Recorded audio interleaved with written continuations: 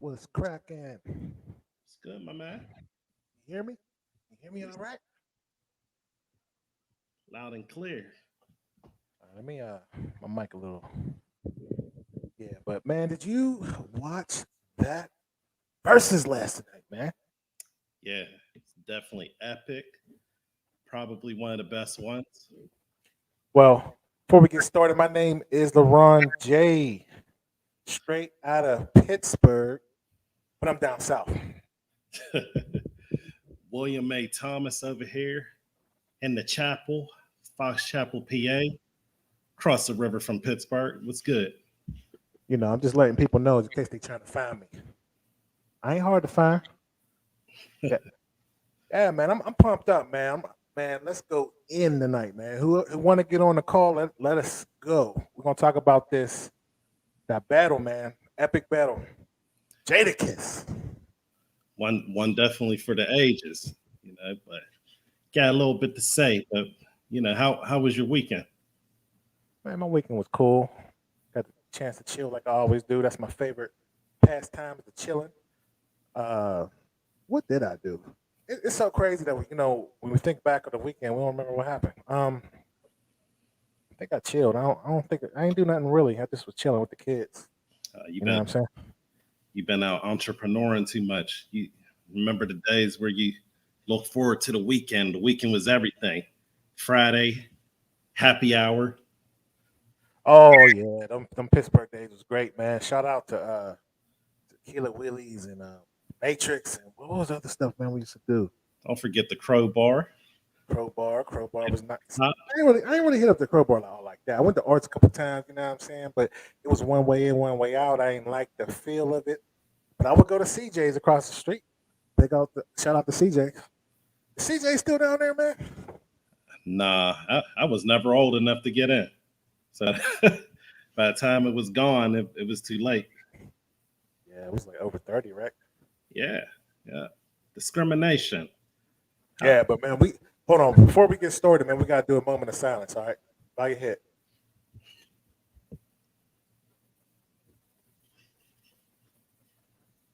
Dipset got bodied yesterday, didn't they? Woo! Oh, you really think that? Dipset got bodied. Don't let me get started on it, man. But if you're trying to get on here, we're gonna start early. Usually we don't. We usually talk a minute. Put the link in the chat. Now, if you're watching us on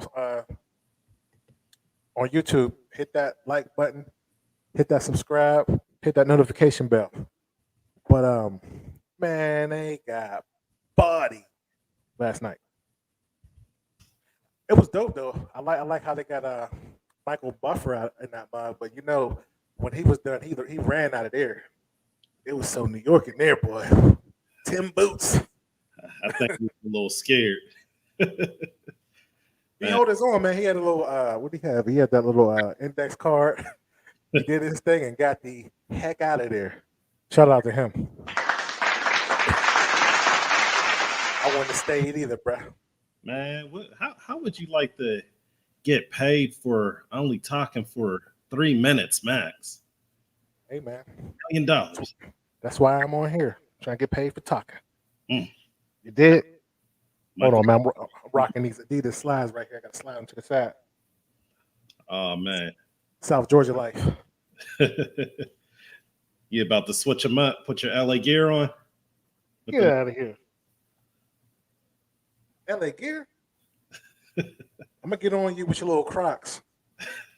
Come on, man. I got converted, man. Show your Crocs. Show your Crocs right now. I ain't putting them blue joints on here. People going. No, I was a hater for a long time in regards to this. I thought they were corny. I didn't think dudes should be wearing them. But they're getting soft. Pay attention. They're getting soft. I mean, one day I was over at the park, and I'm over there flying the kite with my little son, and my older son he did something. What happened? Oh, he had his Crocs. He wanted to hoop, and I had my shoes on. I was like, well, only way we're going to be able to make that happen, you're going to have to wear size 13s and look like a clown. And he said, okay. I was wearing the Crocs like they were slippers, and he went over and bought, and I was like, I put my foot in there. It was like Magic. What was that movie with Was that Bow Wow, Magic Mike, or whatever? Yeah. Uh-huh. Man, I was like, what's going on? What have I been missing? Come on, man. You soft. Pay attention, man. Get soft. Uh, Hey, man, but like back to the battle, man. 'Cause, it's on my mind. I'm gonna have to watch it 2, 3, 4 times, man. I like the fact that because the LOX is old school. They was out there in the cipher with Biggie. You know what I'm saying? Straight out of the Yonkers, man. Mary J got them on. You know what I mean? They was out there, Mace, putting the work in. And I like the fact that they beat them so bad. It was like 30 nothing, man. It was like 6 touchdowns. There was about 6 touchdowns, man. If you saw the track list, I got it right here. We're gonna go through the track list right here. But ooh, it's like you ever play your son, and you gotta for all the dads out there, you can't let your son think they can beat you. You know what I'm saying? You gotta beat them. I don't care if you're playing Nintendo Switch. I don't care if you're playing basketball. You gotta beat them down. And that's what the greatest rapper alive did yesterday. So beat the brakes off of him, huh? Now, I didn't have Jada in my top 5 or 10. I remember back in the day when we had the top 50, it was like a little thing going on. Pardon me, but my eyes are getting itchy out here. But I had him like 16. I had LL before him. But that performance right there, I'm putting him at number 1. Well, here's my thing. Are we talking about performance and everything? Everything. Okay. Number 1. One. I think the Jadakiss is definitely he's a great performer. He's one of the best lyricists. Number 1. Number 1? Number 1. Oh man. I'm gonna tell you, hold on. You sound like a hater. Ask me no question. I'm gonna tell you why I'm mad. You know what I'm saying? I'm gonna tell you why I'm mad. Why you mad? Tell me why you mad, man. I ain't mad. I'm just listening. A lot of people out here capping. They wasn't watching the same thing that I was watching. I don't even think you watched it. I was watching it. Okay, you proceed. Tell me what the highlights was then. Well, here's the thing. Were we watching a comedy show or were we watching a Verzuz of hits? Because if it was a comedy show, then Jadakiss definitely he won the whole thing. He was the funny guy. Go ahead. I'm like, you got the floor. Go. No, I was letting you pull your little paper clip off and everything. I'm done. Go ahead. But it wasn't a comedy show. And here's the thing. The Dipset, they didn't even really dig in to what they could have dug into. I mean, if we look back at their catalog, right? I could go back to, this is before 2018, got Confessions of Fire. We got Who is Cameron? Got the Rough album. Got SDE. Got You're talking about albums? I mean, we're talking about songs. But that's what. But what I'm saying is that's what Verzuz was supposed to be. It's supposed. They only got brother. Back up. They only got 20 songs, man, for an album. I mean, each. It's 2 hours, man. You talking about albums? This is a Dipset thing. You focusing on Cameron with this mixtape stuff. Come on, man. No, man. Come on. We talking about 20 songs, and you had to perform. And you talking about albums? You don't even know what's on the album that you're saying. You just talking. You just Google. That's what you're doing. That's what it is. But first off, Dipset wasn't ready when you had your boy. What's his name? He looked like he had the Bobby Brown jaw. Couldn't hear what he was saying. Joel Santana. Sounded like he had the Bobby Brown jaw. Then he dressed like he was in 2002. I know some guy who was locked up, right? He was locked up since the baggy shirt, the 5X, the Avarex coat, the tent, the boots, right? He gets out a couple years ago. Guess what I saw him in? The Averex, the 5XT. That was dude right there. Then here's where Cameron went wrong. Okay, Cameron, you can't underestimate a beast. He came out with a lawn chair. Did you see that? Yeah. He's sitting back in the lawn chair, and you in New York though. You got to forget where you are. This is New York. Do not play. This is the mecca of hip hop. They really care about bars. They want it live. Your group Dipset was lip singing. Oh, they wasn't lip singing. No. All right. You want to? They had the lyrics. I mean, yeah, they had the words on there, but they knew their lyrics. No, they did. All right, now okay. Wait. Whoa. You going to you going? I don't think you watched it now. I did. Wait. You know, it's funny you say they remember the lyrics because when Cameron got under pressure, he said, "Cut the beat off," and I'm going to play it. He said, "Cut the beat off," and forgot his lyrics.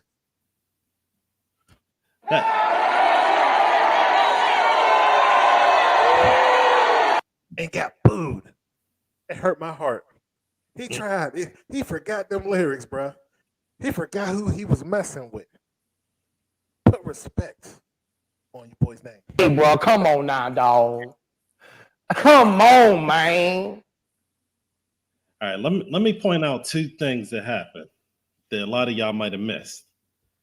Number one, where were they at? They were in Harlem, right? Who was in Harlem? They was at Madison Square Garden, I think. Yeah. So okay.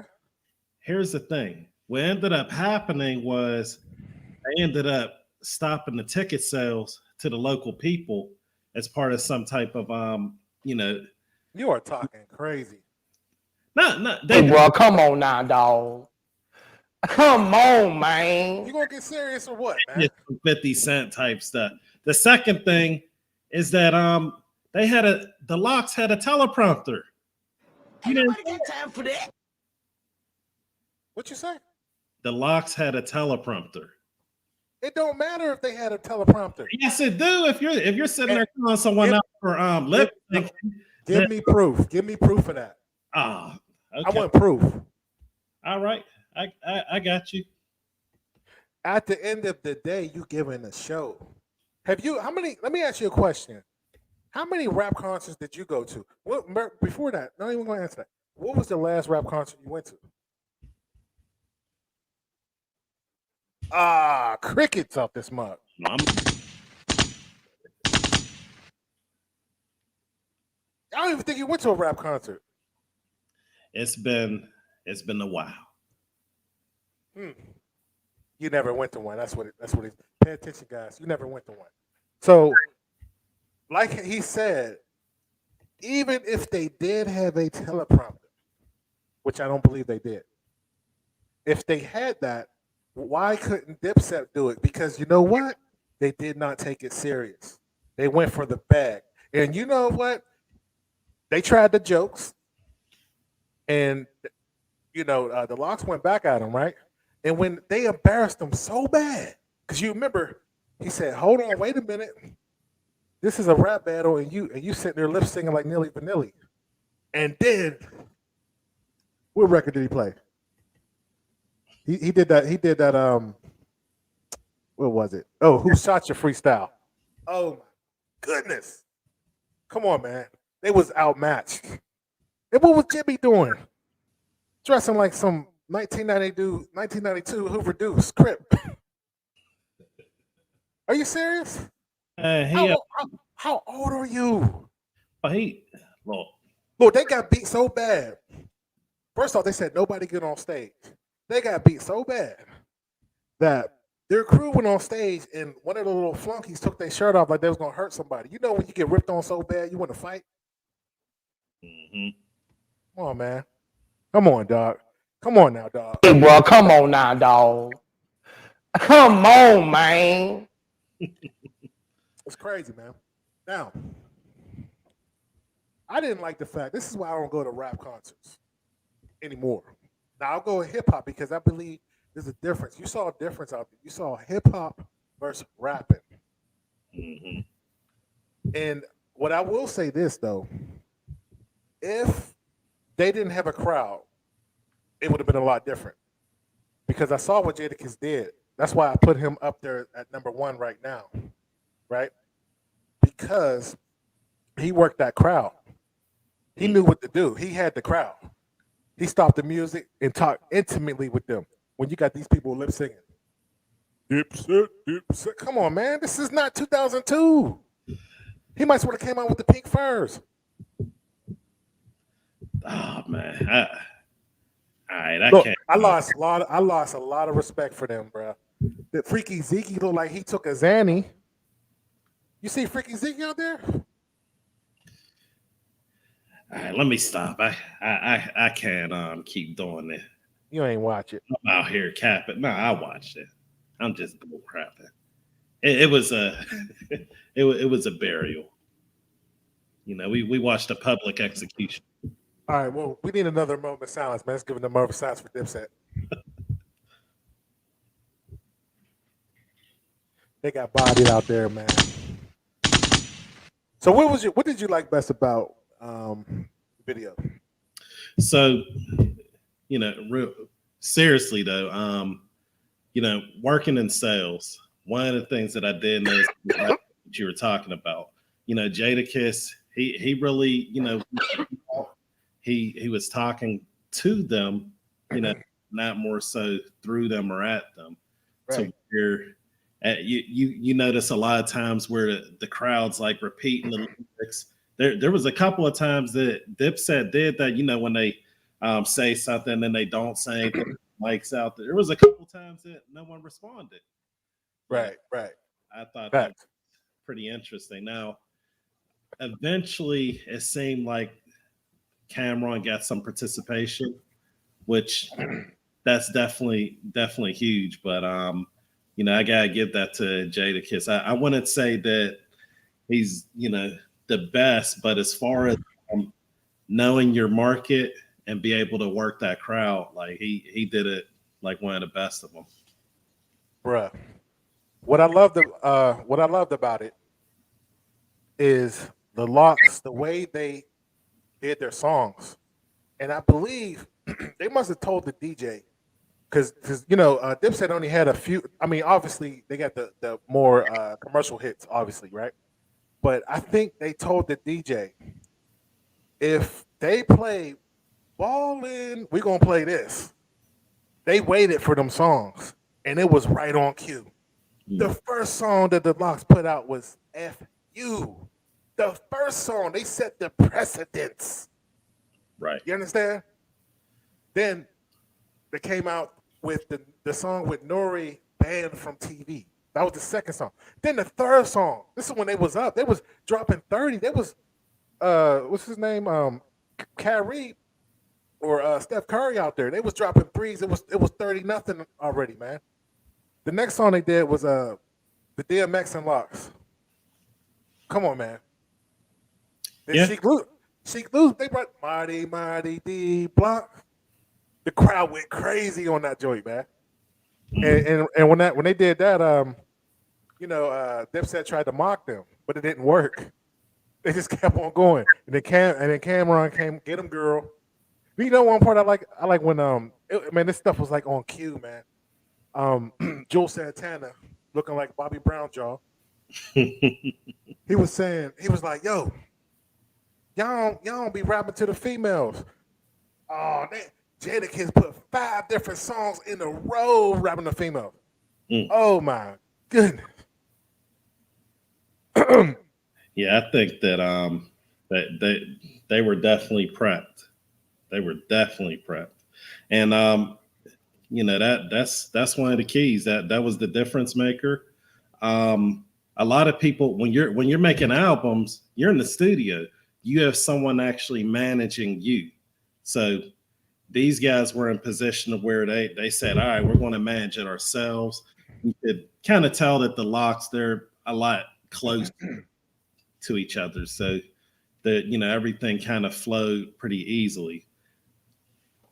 Well, I would say this because anybody know New York, you have to rock the crowd. That is what MC is. Swanee, I see you there. Give me 1 second. I'm gonna get you on. MCing is rocking the mic check, right? So it goes all the way back to Busy B. When Busy B and Kumo D was on, and Busy B was rocking the crowd with his ABC rhymes, and Kumo D came in there with faking the funk. He disrespected him. Like Kumo D, Jimmy Busy B went downstairs. He was partying, dancing with the girls. Excuse me, sorry about that. And Kumo D destroyed him, rocked the crowd that way. That is what MCing is about. Mm-hmm. And them Harlem dudes, they all flashy, wearing a chain. You got to see my Gucci shoes. That's what they brought. They look like fools. How you still rocking a bandana, that big bandana? And I think Styles P threw it on the ground like, pow. He threw it on the ground like, pow. You remember that? You saw that part? Oh, what about the part? That's what I said. Cameron started slow. He was sitting there in that lawn chair, like he was going to like let the goons get him. Nah, this ain't 2001 Jay-Z with The Rock when they were going at Nas. It ain't that time, bro. You know what I'm saying? I see you, bro. Well, we got you in a second. Go ahead. Right. So LL, when LL destroyed Hammer and Ice-T, was saying nothing. Mm-hmm. But he went at them. You know, when Jay-Z was in the crowd at a Summer Jam, and he was like, if 50 Cent dissed him, and he said, well, I'm about $1 with it's 50 Cent. That's what it's about. Mm-hmm. They lip singing like Swanee said, like Nilly Vanilli. And Cameron, I'm on Cameron, man. This dude be taking bodies. First off, back in the day, Little C's in Junior Mafia ran them out of the Rutgers Park. I might have to play that video a little bit later. Then this fool lip singing on here like Nilly Vanilli, like you said. And then Mace came out from the pulpit and bodied him, man. The pulpit, like 2 years ago, and bodied him. Hey, bro, come on now, dog. Come on, man. Man. Yeah, man, I ain't want to hold anybody up, man. Oh, and last thing, he gets booed for trying to freestyle, man. He's on there like... New York, they tough, man. No, man. They gave him 3 chances, dude. Usually you don't even get that many, man. He forgot his lines, bro. I'm going to play it. I'm going to try to find it, but let's get the people on and see what they said. All right. Let's see what we got here. Get Swanee on real quick. Swanee. What's going on, man? Good evening, my brothers. Oh, man. How's your day going? Good, man. Everything's going good so far, man. Nice long day at work. Okay. I know you watched that battle, man. What's your thoughts, man? No, well, first of all, I see y'all got your glasses on. I'm putting mine on right now too. Listen, the official. Listen, we talked about this before. Who's going to win? Dipset, LOX. I told y'all before. I like Dipset. I like some of their music, but LOX is going to always bring it. Man, it was over. It was over the first song that LOX played. Yes. Put your middle fingers up. That was it. Was it? That was over. Yes. Yes. Yeah, man. Oh man, it was definitely entertaining though, for sure. You know what I mean? But it was a lot of that's the thing, man. I mean, you got 25 people with a mic. I mean, come on, man. Grab one mic and do your thing. They had 25 mics on the stage. Man, that was bad. Then the lip singing, man. I saw you say lip singing. Well, how you feel about them lip singing? Well, listen, man. Listen, here's the difference. Jadakiss came out raw. He knew every word to every one of his songs from the very beginning all the way to the end. Styles P and Sheek, all the way from the beginning all the way to the end. Now, Dipset, they had their play in the background. They had their playback in the background. So a lot of times they weren't even saying nothing. They was allowing the music from the background to speak for them. So, I mean, that's an L to begin with. You can't do that. What you think about the playlist that they had? Listen, the Dipset didn't come out until later on, man. After their 15 song or whatever it was, they started playing a couple hits, and Jim Jones had a hit. And there was another one they had, but that was it though, man. But the playlist, they didn't go through all their playlists though, man. The LOX had so much more to present. It just ran out. They ran out of time. Man, It's fair to say, even though I came on, I confess that I was capping, but I do think Dipset didn't go deep into their cat because they could have went deeper too. You know. They should have. They had every opportunity to bring out them anthems. You know, New York was a big one. You know, but that was a feature, and that's all good though too. They got hits, but they just wasn't. They just didn't play them. Well, I think the way, like, I think they planned this. I think they told that first off, that DJ was trash.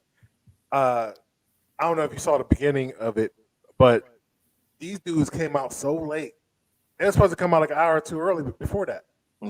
Like that is straight that crappy Harlem N-word stuff, man. So you got this crowd, you got them waiting. You bring out a lawn chair. You ain't come out there to perform. You know what I'm saying? You got Freekey Zeekey look like he's on a Zant, like on some pill. And then when Jada was going in on him, because Jada could have did it by itself. When Jada was going in on him, all of a sudden all them dudes came up there. You can see this old 45, 50-year-old Jim Jones throwing up gang signs. Then all them dudes came up. One dude took his shirt off. Man, that's why I don't really mess with hip hop like that, man. I mean, not hip hop, but there's a difference between hip hop and rapping. You know what I'm saying? But go ahead. Yeah. No, go ahead, Swanee. Now, Jadakiss had mic control, and he controlled the crowd. And like Rakim said, MC means move the crowd.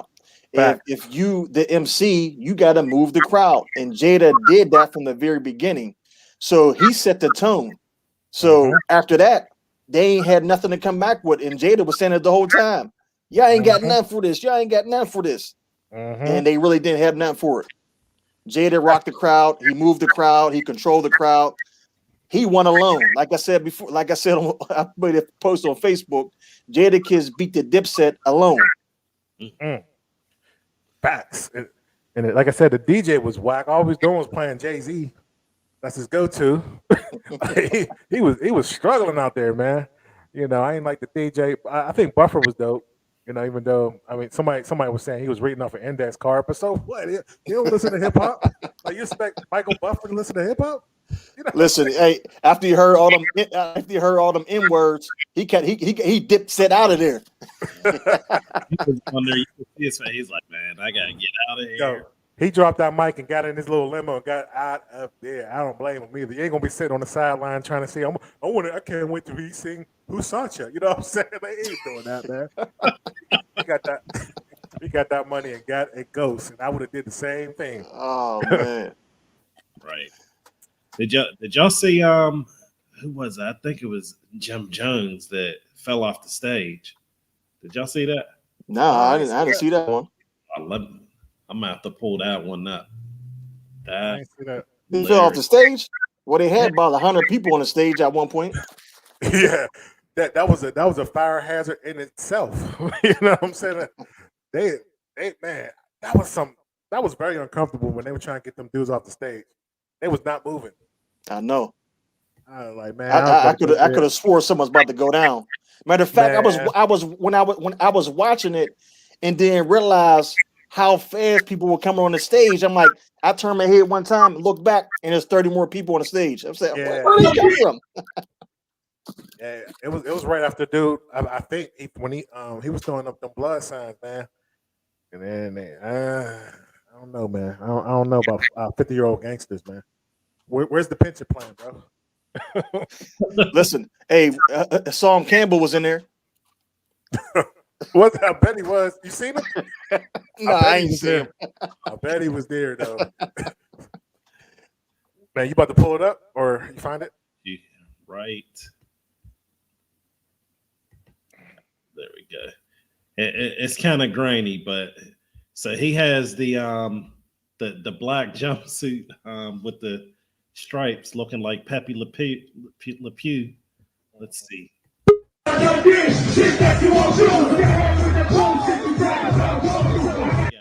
rewind that for anyone. I can't even see it.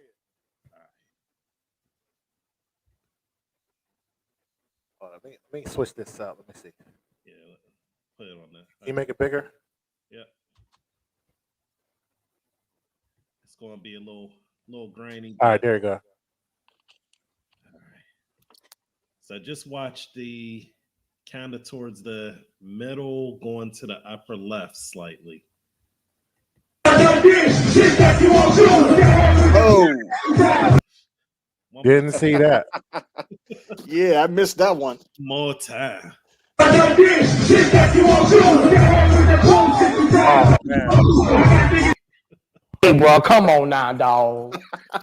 Come on, man. Come on, dude. they taking an L after L after L. Man. Man, Swanee, you get to hang around for a little bit. Indeed, absolutely. All right, let me Do y'all thing, man. hold on. I'm gonna put you in the queue. I got LOX. let's see. We got Bro Brown drinking a Corona. What up, fella? What up, OG? was cracking. It's a pleasure, man, to finally, be part of the movement, man. Let's start there, man. Thank you very much, Oh man, you getting it in out here. I gotta get it in too. Shoot, you get me You know jealous. what I'm saying? Sip a little bit. I said, we're going to do this bigger than Drink Kings, you know what I mean? This is underground, you know what I mean? LOX done their thing. I come from an era, I was born in the 76, so the 90s was like, all right, 94, Dipset, but LOX was a strong, hardcore group. But Dipset will get you all the ladies, though, ASAP. Yeah. You know what I mean? Cam and all that little pretty boy hair. But, man, that man Kiss, a lot of people don't know. I'll be 45. I put it in my top. I've been putting in my top 5 since the 90s. Like, man, he's lyrical. And another thing, I'm gonna hit you on this. It's crazy because them cats is down there my age. You know what I'm saying? So I know a lot of cats that's from the hood, my age, and all that. And growing up, I knew that in certain aspects of life. So you look at it like you can see what team, everybody get money, but what team is stronger, what team is healthy as their wealth. Man, Kiss of them had so much energy, so much knowledge on the mic, so much win. Them Dipset boys are like, damn. And that's when Jimmy fell off the stage, like, damn. It will, glad you pulled that up. Because I ain't seen it. My young boy at the shop put me on it. It's like, Jimmy fell off the stage. I said, come on, Jimmy. Stop it, Jimmy. Oh man. Stop it, Jimmy. You fall off the stage. I said, oh man. I said, damn, fam. So extracurricular plays a lot in that community. And you can tell how polished that the LOX was and brought up to be like, yo, when it's business, it's business. Right. You know what I mean? These cats, extracurricular, fell off the stage, dude looking crazy, you know what I mean? Like, yo, man, it was a mess, but at the end of the day, I like how y'all put that together. Because I ain't gonna lie, don't get it twisted. I was the young bull with that 40-inch chain with that long-ass Iverson jersey on. Dip. I mean,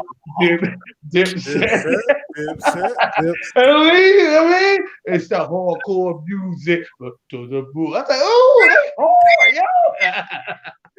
I said they in their 40s now. You can see who made help is your wealth, who did, because Jada ain't lose a breath. He just kept going. Man, he looked better than he did whoa. back then. Brother, He kept going. I was like, man, yo. That was a good one, man, and I appreciate you having me on this live, man. You know what I mean? I really like. I told cats at my barbershop today. I said I got to the shop about 11 o'clock. First thing I done, I went on YouTube, joint, put that on, And even the white boys knew, was like, yeah, man, shit, the LOX. I forgot about Jadakiss. It's like, yeah, man. That's right. You know That's what I right. mean? The kiss of death. So I was like, I had to tune in. I salute y'all, man. Glad to be part of the movement, man. That's from the heart, man. Much love, man. Appreciate You that, know man. what I mean? You want to shout out your barbershop? Oh, man, no doubt, fam. Natural Choice, 111 Myron Avenue. Been rocking with that joint. My man Nick Fat the Barber, DJ. He had that shop since 1997, man. And a community in Oakland to have a black business in Oakland for over 20 years is a blessing. So it's still real words out here and real movement out here, man. And definitely living in Pittsburgh, Pennsylvania. So we keeping it striving and going to keep on slicing, man. Right. You know what I mean? Definitely. And I ain't want to let you go without mention like that cat's the one who got my hair right, got the nice line up and all that. So that definitely, go down there, ask for pro. He'll get you right. I appreciate you, man. I appreciate y'all. Before you go, in, man. And hey, we're gonna bring Moon. We try and go to the next level. So while the customers I'm bringing in, you know what I mean? I'm bringing in my customers to tell to tune in. Nice. Before you go, who's your top 5? Top 5 right now, OG. Top 5. Ooh, triple OG. You know what I mean? But look, I'm a little different, man. I'm a little different. You know what I'm saying? I'm a little different. I'm gonna leave it out. Scarface, Ice Cube, Nas, Kiss, then Jay. Strong. I can't take nobody out of that thing. That's. Yeah, I mean, that's my era, OG. That's my era, OG. Now I want to see Ice Cube and Scarface battle in the verse. Somebody say that on the book all day. That gotta go down. Last time I saw Scarface was in Homewood Coliseum before they closed down. He still was so humble, putting on the show for the fellas. He was like, man, what up, fellas? I love y'all, man. Humble cat, you know what I mean? Cute, humble, you know what I mean? Like, man. I heard that cat was he was down Capri Pizza. Oh yeah, he's chilling. Yeah, man. Just like he's man, down, he's down there chilling. He's like, if I respect the people, they'll respect me. Mm-hmm. That's what type of dude he is. That's the thing in life. That's how I've been rocking in life, man. You know what I mean? But at the end of the day, how my top 5 sound, OG? Is that strong or? Because a lot of OGs put Jay first. I mean, I couldn't put Biggie, Nas, and Pac. I mean, that's played out. You know what I mean? Right. I can't do that no more. Of course, Pac, of course, Biggie. We got to leave that out. You know what I'm saying? That's a different level. That's icons. That's you know what I mean? That's a different level. But at the same time, yeah, that's my strong 5, man. Okay. And that's dope. Definitely. All right, man. Yeah. On bro Brown. I appreciate y'all, family. Yes, sir. I'm gonna log out, man. You know what I'm saying? I'm gonna go to the studio right now and try to make some lyrics while I cut hair. That's dope. Love y'all, man. All right. Signing out. I'll see you in a minute, bro. All right. Yo, man, that list is crazy, man. What I would say is I gotta put Melly Mel up there somewhere. Like Melly Mel is the one of the reasons why we ain't saying Bob to the Bob, the bang bang the boogie.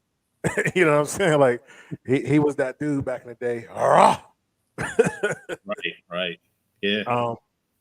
Yeah. Because that song, the message. Come on, man.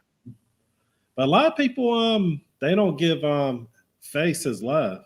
You know that he I don't hear. I think they do. I mean, at least on my side. I mean, I'm down south. Maybe that's why.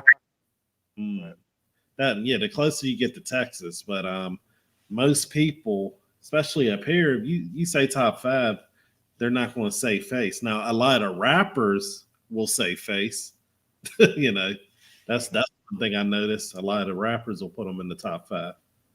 Yeah, that top 5 was dope, man. I gotta put Ice Cube up there, man. I put on a death certificate the other day, and a couple of his songs, man. You can play them today, like the same thing. He was talking to, because you remember when he left NWA, he went. I think Public Enemy produced them. Like he was producing them records, Mhm. and it was crazy because if you look at back in 1988, like shout out to Biz Markie and all them, 88 was the best year of hip hop, other than like 99 around that time. I think that was the second 98, 99 when we had that surge with Jay-Z and DMX like our time.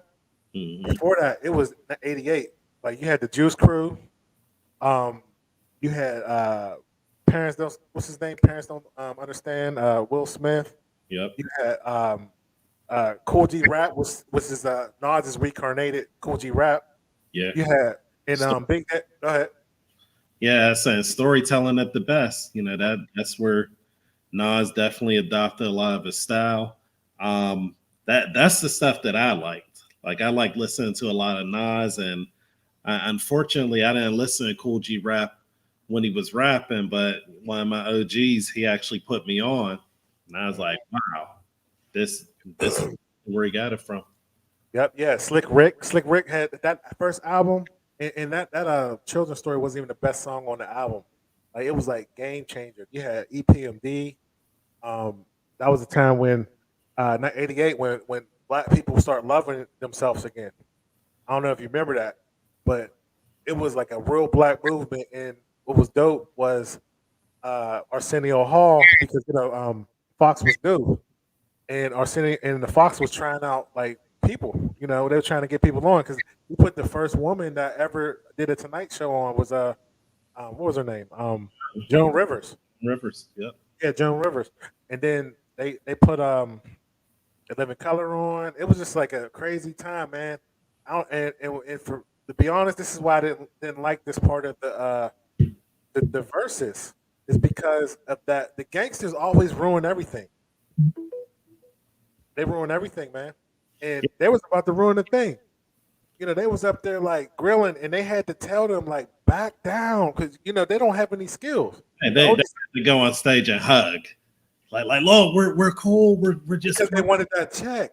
You know what I'm saying? Like there was something in their contract say if you mess up this venue and start a riot, we ain't paying you. Because think about it, when you got a rap concert, their insurance is a lot higher than anybody else's concert. Maybe a rock concert is another thing too, but the insurance is high. You know what I'm saying? And They got to pay these rappers up front before they get on because they ain't trying to get played.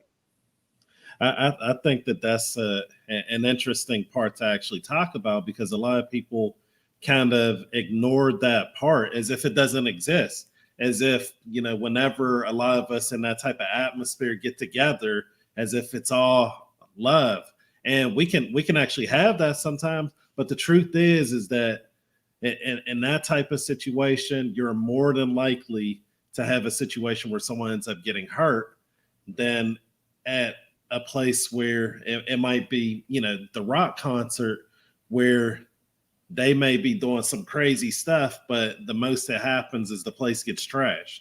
So why do you think that is? I don't know. I don't know anything about rock like that. I know a lot of them die though from like ODing. Put Swanee back on, and we can talk about it. But yeah, I think they be ODing in there. Like I was watching this documentary, dope documentary. I don't like to give a shout out unless they're gonna pay us. But so I'll just say, I was watching TV, and it was this the dark side of the '90s. And you remember the '90s? There was a lot of rock stars that died, and actors like child actors. They OD'd, and the one dude that was on Stand By Me, one of the stars on there, he became a rock star. And back in the '90s, it was Johnny Depp. He had a bar. He used to do music. I mean, he probably still do. And he had a club in Hollywood. So long story longer, one of the dudes was so depressed, and he OD'd. He OD'd and died right in front of the place. You know what I'm saying? And then I remember the one dude from Ladybugs. I forgot his name. And Sidekicks, that movie with Chuck Norris. He was a big star, little kid star, and he committed suicide. And then you had Kurt Cobain. Yeah, go ahead. No, I didn't know. Wow. Yeah, so you got to think, like they have tragedies at their spots too. So I'm pretty sure the stuff is high. They just don't. They're not hands on them like they are at a rap venue. You know what I'm saying? Yeah, well, that's why there's a couple of layers to that. You know, those type of venues, of course, on one end, ownership, that definitely matters as far as who actually owns it. Then the other thing is as far as who owns the insurance. But you know, if we are to have successful things, we got to be able to respect other people's stuff. That's what ends up coming down to it. And those dudes on there on the stage and stuff, to some degree, they didn't respect what was going on. They, you know, like what the LOX and Dipset gonna fight it out or have a gun battle? Come on, they there getting that cash. So I don't know why anyone would even think to do something like that. Well, you got to understand that these goons don't know nothing about other than being goons. So they're like, look, I got your back. That's their only worth in the group. So usually they'll go, if somebody say something, they'll go handle it and then be like, yo, I got the dude. And dude be like, what you mean? They're gonna trace it back to me. But that's the culture of these hoods, man. You know what I mean? Like, yeah, the culture. And that's why, you know, it's good sometimes that they have them at these other venues not owned by them. So sometimes when somebody else is in control of the venue, they set certain rules and certain standards. And sometimes it has to be that way. You know what I mean? It would be awesome if we own Thriller. It would be awesome if we own all of them. You know what I mean? If we own the venue, if we own the DJs, if we own the whatever, you know what I mean, and did our own thing, then we make our own rules and set our own standards and all that. Well, they do have that, like what was the tunnel? I think it was called in New York. I don't think it's there anymore, but I'm assuming that it might not be white though. I don't know, but I know there was a lot of people getting beat up, murders there, and then you got to think about it too. You have liquor there, you have alcohol, so they're trying to make money. They're not. If someone comes in there like a celebrity, they're going to let them buy how much liquor they want. They may stop this guy from drinking. But if it's like a celebrity coming in there, they say, hey, buy the bottles. They want them to buy the bottles, and you see the girls with the little thing sparkling. So this dude's drinking too much. They're not gonna say nothing to him. You know what I'm saying? They crew, and when they got the VIP because they paid so much to get in there. You get what I'm saying? I remember I was in DC one time, and like this is the scary stuff, man, because these gangsters they know the bouncers. And I remember I'm waiting in line because usually if you go to a club, they'll have you waiting in line because they want you to think it's packed in there, and then they raise the price, and they'll tell you, you know, if you don't get in here by 11 o'clock, it's going to be $50 or something, right? And they wait in line. There's nobody in the club, but they act like it's busy, and they blasting music. But I saw this crew. Nobody checked them. They just walked in. I'm like, this is how people be getting hurt, man. You don't think they did that in this venue? I don't know if it was in Madison Square Garden. Maybe they got different rules and regulations there. But like the first hip hop concert, it was I think it was I forgot who was on there, but I know MWA was on there, and the whole Crips came. I remember Big U was talking about it. The whole Crips came down there just to fight. This was '88. It's crazy, man. Yeah. One of the things I noticed though is that I think it might have been Cameron that said it. He said like Crips, Bloods, you know, whoever, you know, I'm you know, I'm not with y'all, but I'm with y'all. I mean, that was Styles P. It was Styles, okay, yeah. Yep. That's about the booing when he said that. Yeah, there was some Bloods in there. You know Styles P on his juicing. Making that money. I respect that, man. You gotta grow up, man. You gotta mature. Absolutely. Styles P, he was a gangster before all this started. and that's what he said. He's telling the truth. I remember, you know, they was up there. I don't know if you're familiar with Trick in Michigan. Yeah. And well, pretty much you got to check in with him. You can't make money in there unless you check in, and he'll show up on the venue. And he rolled up on the LOX, and Sheek Luke wasn't there, but man, Jadakiss said that they came in and they was fighting this dude. It was like 40 of them, and they knocked them. They knocked Styles P out. They said it was thank God for Trick because they would have died in there because he told them to fall back. Wow. Yeah, like the LOX was getting it on, man. They was fighting in every hood, man. You know, they ain't care. You know, I think that's stupid, but you know, thank God that they're alive. So that's why shout out to Styles P for evolving, man. You know, No doubt. but That's his grown man. yeah. But They back said- to that stuff. I'm gonna eat this fish and drink this juice, and I'm this gonna Cal. give all of y'all money. You know, I really appreciate that, man. You know, that entrepreneurship. He grew up. He out getting it. Now the dope thing though is he putting the juicer companies in the hood because you know a lot of times they were saying you know black people wouldn't want to do anything healthy. That's why they had the Popeyes and stuff there. So he's debunking that myth, you know, by putting it there. And man, that is super dope, man. I remember Cameron. Shout out to Cameron. I saw him on the Breakfast Club, and he was talking about some business stuff, man. And he was like, a lot of people don't know how much money he has, but he likes it that way. And he was like, this is when I first heard this. He's like, you got to get your LLC.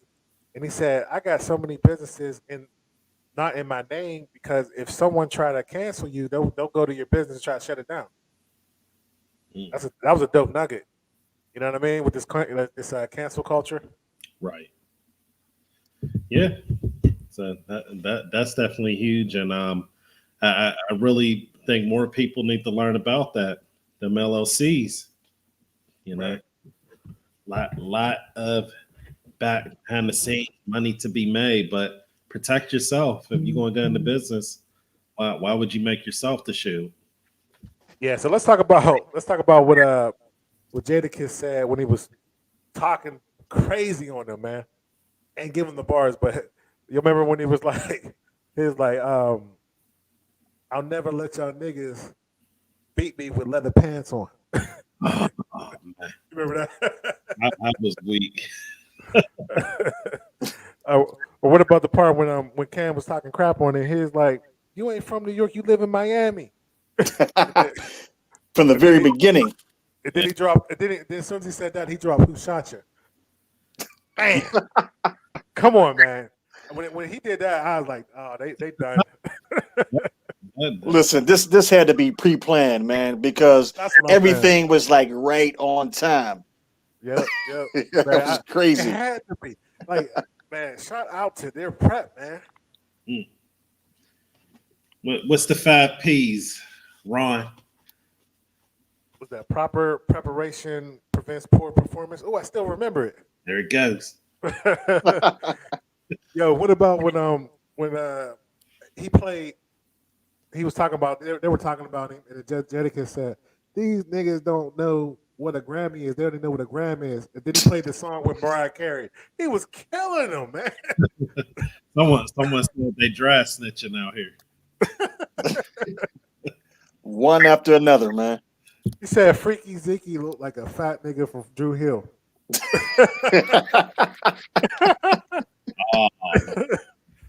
What was Freekey Zeekey out there doing though, man? Man, that dude was on some drugs, man. Come on, dog. He had to be, man.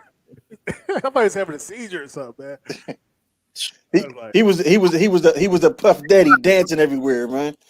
Man, that was crazy. He reminded me of Funkadelic with the dude with the diaper.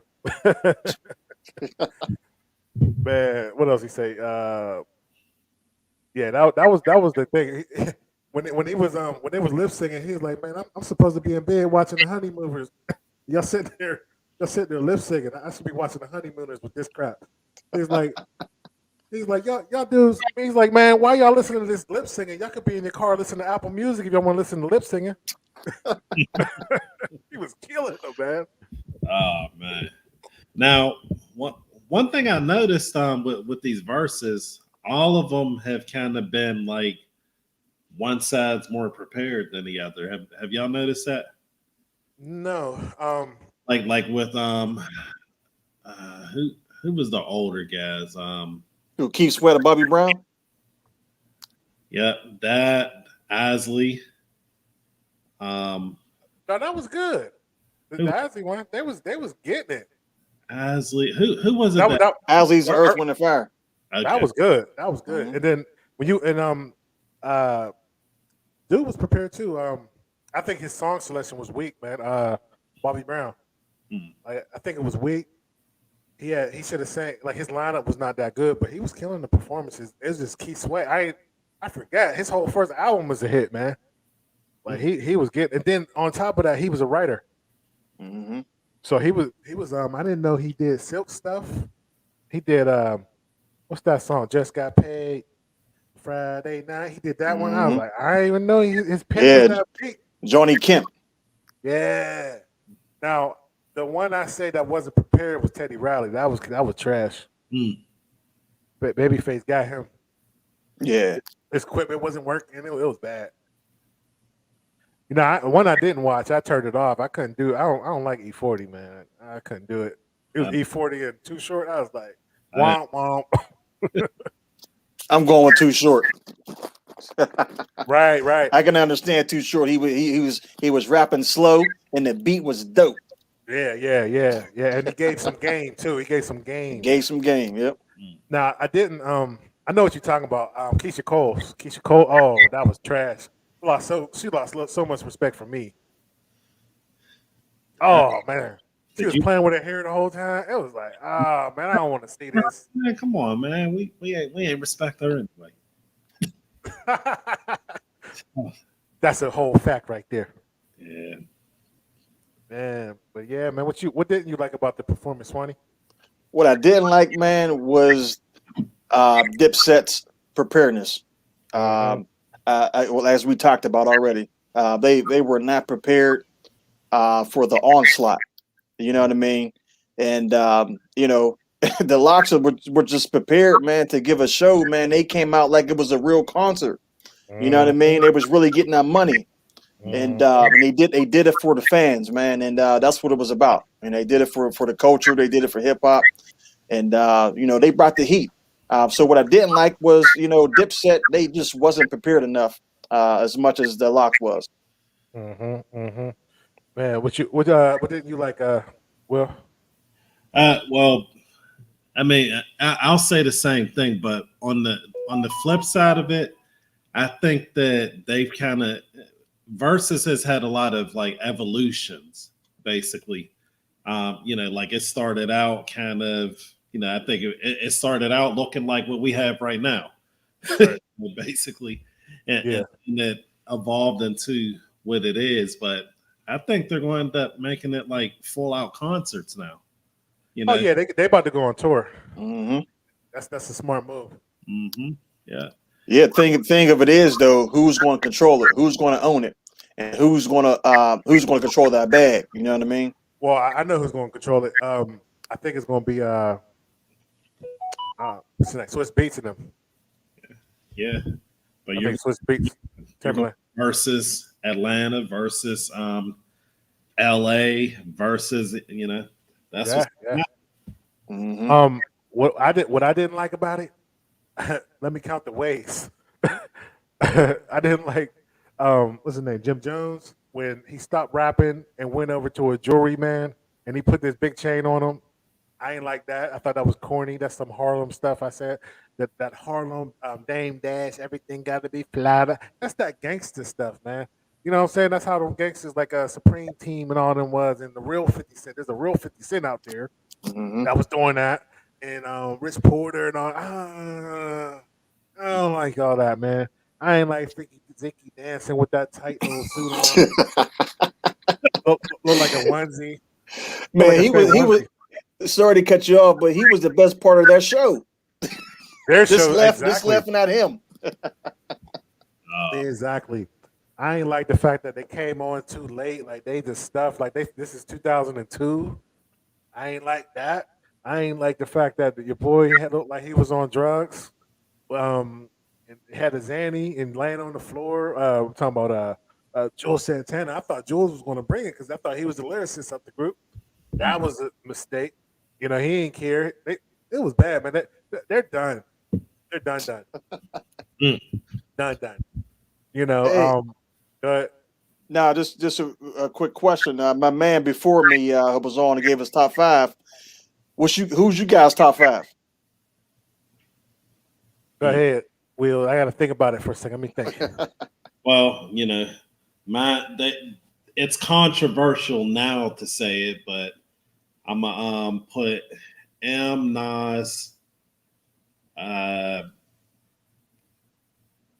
put J. Let me get 2 more. Can I just say groups? Nah.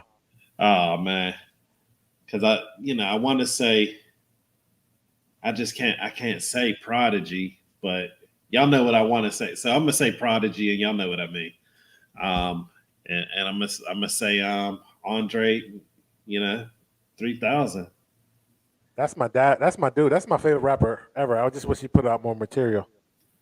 That dude was spitting. Yeah, on the track. no doubt. Yeah. If he would put more stuff out, I'd have picked him too. Good stuff, man. Good stuff. Especially on the fly. I like Jadakiss now. Jadakiss moved in to my top 5. He's in there now. When I saw that, Jadakiss, Jay-Z, Nas, Melly Mel, and Ice Cube. In that order? Yeah. No, that's cool. Yep. Yeah, man. I'm gonna hit y'all with the old school, man, because I'm an old school cat. I'm gonna go with Rakim. I'm gonna go with KRS-One. I'm gonna go with Jadakiss. I'm gonna go with Jay-Z, and I'm gonna go with Nas. Hey, you can't go wrong with that list, man. KRS-One, man, he's by far my second best performer that I saw. And the first one was Busta Rhymes. KRS-One, I went to see him in Tallahassee, right, like a year before the pandemic, and I never went to like a hip hop concert. You know, there were more rap, and this dude came in.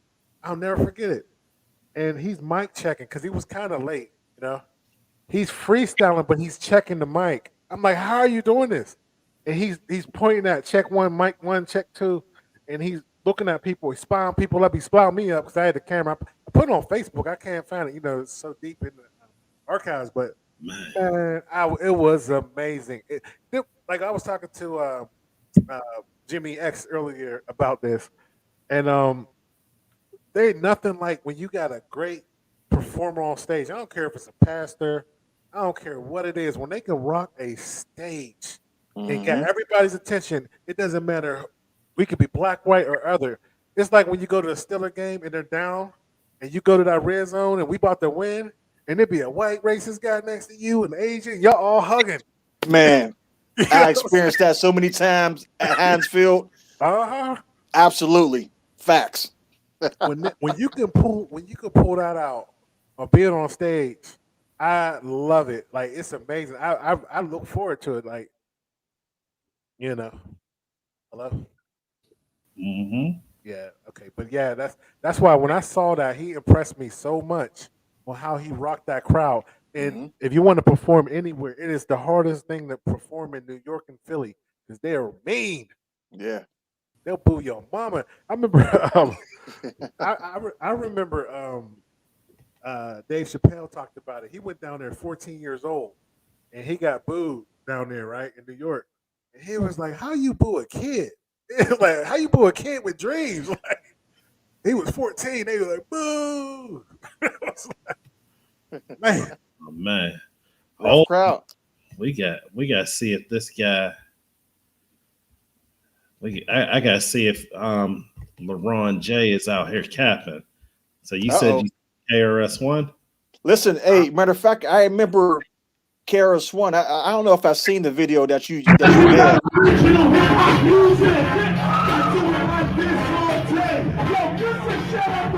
Hey, hold on, pause it. Is this my video? Pause it. Is this the video? My video? All right, go ahead. I ain't know it was going to play. My fault. How'd you find it? Real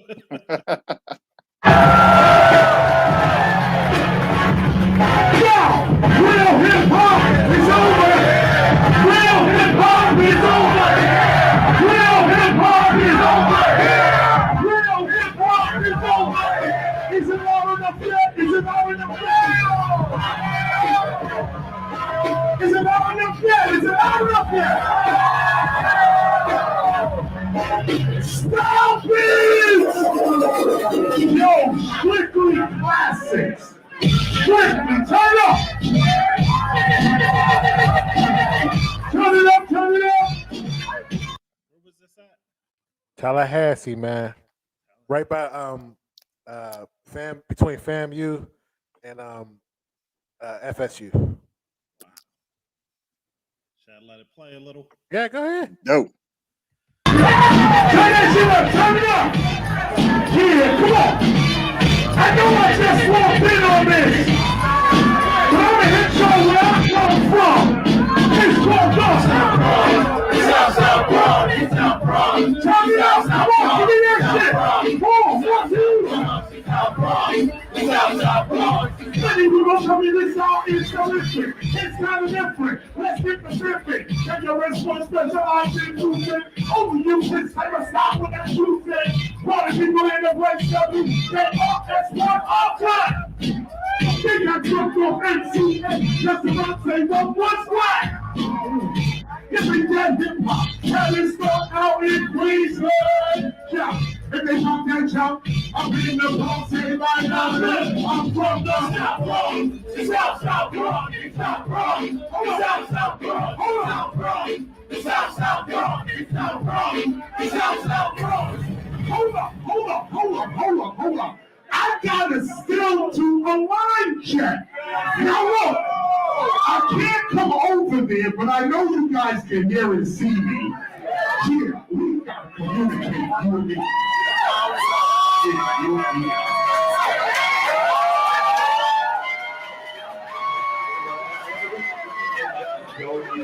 Say it again. Everything from position is going to you. That's bullshit. Come on, man. Yo, listen to me. We all sound engineers. I've been doing this 35 years. I know you got about 20 on you. Listen, what we gotta do, we are playing a 2-track, not a band. We're playing 2-track. So we need to get this to sound like a CD. Because that's what we're playing. Now listen, I got music from the 80s, the 90s, and now. So what we gotta do is the sound is gonna go like this. Keep me on top and keep the music in their face. Now look, let me start off with something low so we can turn it up. Don't worry about the volume. Worry about the frequency, the EQ. Crack the snare, we'll get a little more volume.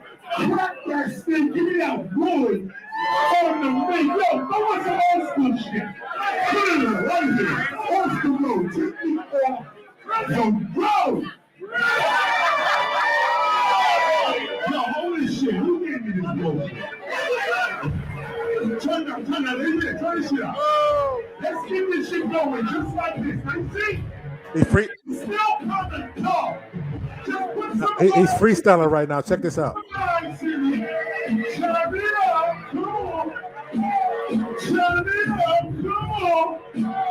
Come up this shit. How you doing? I'm doing a sound check. The show ain't beginning. I ain't ready to get down yet. I'm just talking to the sound man. Getting him to the kid to understand. I'm never demanding. I'm just on the mic dancing. Nah, fuck that shit. I'm ready to He's checking the mic and he's freestyling, man. They can't do this.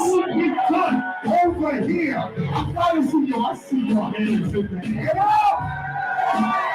You know what it means. I'm off the top like your hat's in New Orleans. Y'all can't see it, but you can believe it. You're the best one I'll never deceive it. Yo, is it getting out and sticky there? I can hear the house getting there. Here, bring it there. We almost there. I'm out of speech splitting so we can hear. See, I'm just talking so we can get the new walking. This is what it means to be walking. I mean, flying over the top. Fuck the cops. That went over their head. That's the one inside we made. That's why he's top 5. I say what the fuck on my fucking TV. See, this shit's raw. I'm talking to the family, I ain't on talk. I just told you I came on the 75. Hold up, I should slide. Why? Because I dropped myself. I acknowledge myself plus health and wealth. You know, this is what you think round is for. The core for. Let me show you what it's for. Raven MC and Freekey DJ. Master that you ain't playing. Look, this is why we get it. Peace. That's why we spit it. Man, come on, man. And he was checking the audio because he came in, he didn't do a sound check. That's what I'm saying. He was practicing. Man, come on, man. Wow. And that wasn't even the best part of the show. That was the beginning. That's makes it look easy. Electric, man. Wow. Oh man, yeah, that's I would definitely go see him again. I heard Big Daddy Kane got a good show too. Oh yeah, he was in Pittsburgh with Juneteenth. Oh, okay. Did you go? Nah, I didn't go. I didn't get a chance to see him, but he always come to Pittsburgh. Wow. Yeah, I messed with him heavy. I heard Rakim was. I saw somebody had a Rakim picture. Did he go too? He was there too. Yeah. Oh, I mean, for me, you know, yeah, he got a great rhyme style. Like he changed that. Like Eminem rhymes like him. You know, back in the day, I don't know what Eminem doing now, but back in the day, Eminem did rap like him. But I don't. He ain't able to big catalogs for me. You know, like I ain't gonna sit there and drive. Like I'm gonna listen to Rakim. He got Think of Master Plan. Then he got the song on Juice, and then I remember I used to listen to him when I used to play JB. In '96 was it '96? I think I was playing basketball, and I used to listen to his album then. You know, guess who? I forgot what it was, but yeah, that was dope. His 18th Letter was a nice album too. Yeah, that's the one. I used to listen to that like on heavy rotation around that time, '96. Yeah, his microphone fame blew up the '80s, man, and '90s, man. Yeah, he changed the game with his rapping style. But yep. Yeah, I think like I said, I was telling you him. I was telling Will, 90. I mean 89. I mean 88 was really good because, you know, you had Young MTV Raps because I don't know if y'all remember before that it wasn't really playing videos on MTV except for like Michael Jackson. Michael Jackson was the first one, right? And so when they had Young MTV Raps, that was a game changer, and there was a lot of talent. They didn't sound the same then to me. You know, you had NWA had their own sound. You had Ice-T, then you had East Coast rappers. You know, South wasn't really popping then, but y'all talking that rich stuff, MTV. I was busy watching the Jukebox Network. Yeah, I remember that. Someone would call and pay.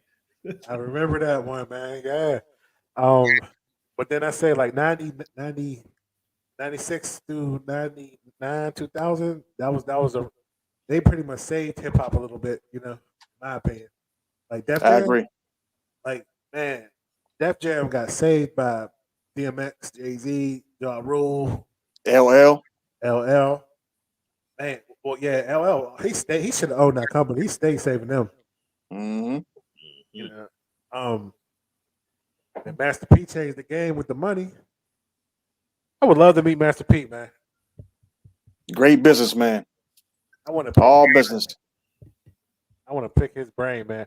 That dude got oodles and noodles on his face on that money. You know what I'm saying? Oodles and noodles. He got all the bad food now. I'm like, man, how you do that, guys? He got all the bad food. he got Huggies. He took the whole market. You know what I'm saying? Well, I I gotta give it to him though. I gotta give it to him too. We still buying Huggies. I be buying those wrap snacks he got, man. He got little wrap snacks. P. Yeah, man, that was dope. Hey, I got a question before we wrap up, man. Did y'all hear Rihanna is a billionaire now? Whoa, that's news to me. Yeah, she's a billionaire. Who she married? She ain't even married yet. She was messing with a billionaire, but now she's with ASAP Rocky. She got most of her money from if we could try to pull that up, Will.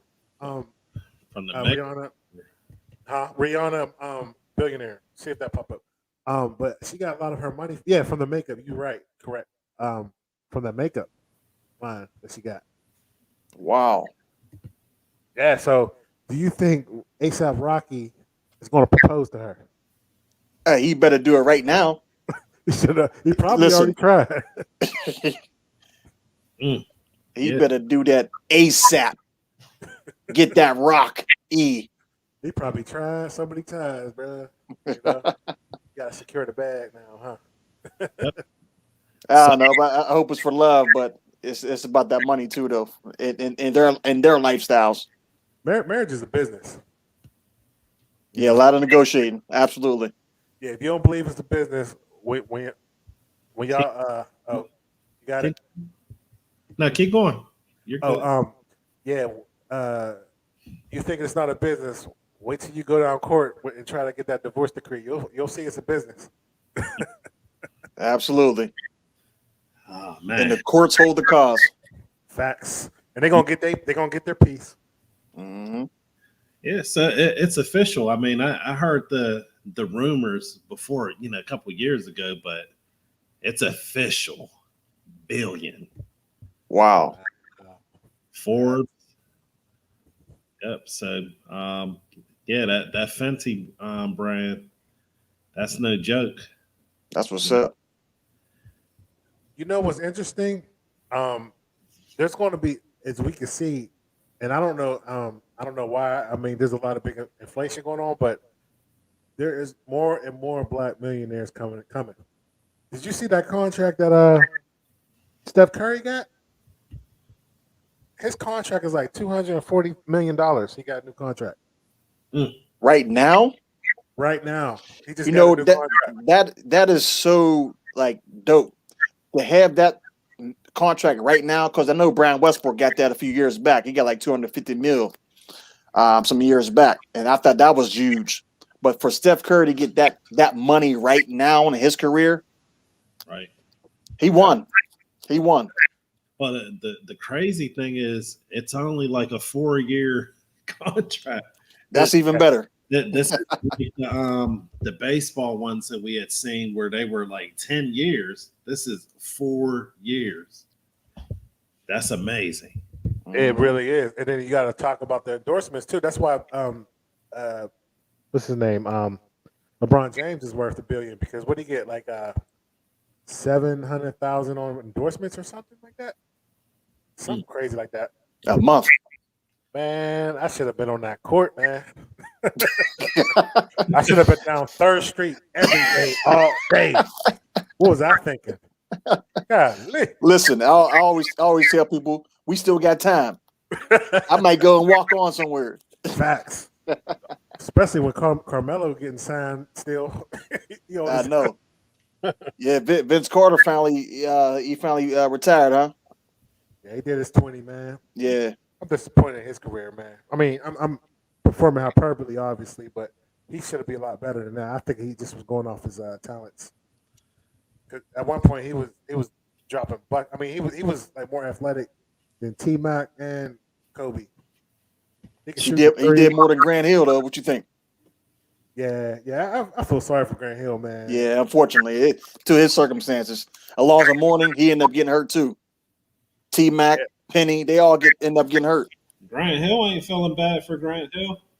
Yeah, Grant Hill is if any of y'all seen well, I ain't going to spoil the show, but there's a show that's out there right now where there's a statue, like Like, man, they over there worshiping that guy. Where at? No, that's not Grant Hill. You talking about Mulberry? Ah, okay. Yeah. Who's Stephon? Will don't watch sports. Pay attention. Take that. No, I'm just but No, that's Stephon Marbury. He went to China and did won championships. They got a statue for sure with him on it. Grant, Kobe was about to go over there at one point. You imagine if Kobe went over there? Man, he would have owned China, bro. No doubt. Yeah, but ASAP Rocky, you think he gonna secure the bag? Will you think he gonna go marry her? he might try, that would be a smart move. Now, one of the things that's really important in regards to that, whether it's her, LeBron, or whoever, is that like whenever you build a following like that, you have the ability to be able to capitalize. Like she had over 100 million followers. So technically, for her to get $100 million, it don't gotta be makeup. They could just all be like, "Hey, we'll give you $1," or something of the sort. Yeah, you're right. Because I don't think that there's really anything. I heard women hype it up. There probably ain't nothing special about that makeup. Not to take anything away from her or her company, but whenever you have supporters, that's definitely a big thing. Yeah, man. There's a lot of people don't know, but there's two types of sales. You know, there's push through marketing, which is when you get them advertising in the mail. You got pull through marketing, which is basically it's like an indirect selling. So that's why they always want. For instance, Fubu blew up on pull through marketing because Damon John kept on going to LL's house, and they basically said, "Can you wear my shirt and take a picture?" And then what he did was LL wanted to help him because they was from the same spot, Queens, and that's why we need to help each other. He went on to that old Navy commercial. I don't know if y'all remember, and he rapped so fast that these white people didn't know what he was saying, and he was promoting Fubu in that song. You could pull that up if you want to, and that blew up Fubu in the 90s. And yeah, that's and you know what messed up Fubu, right? What was the downfall of Fubu? Do y'all know? Nah. Sean John, Puff Daddy. He came into the game with Sean John, and he flooded the market with Sean John. He went to the source. Too much mass produced everything. Wow, I didn't know that. Yep. Man, shout out to Sean John. He's a snake. I don't even see Sean John no more anywhere. Man, that dude sold that company, got the bag, man. Got the bag and ran. His whole purpose was to outsell Fubu, get them out of business. That's wrong. That's messed up. Listen, that's why we still talk about Puff Daddy and what he did to Total. Right. Let me see what we got here. They tried to tell us. He said, "Can't you see what you did to me?" On one of those songs. Can't you see?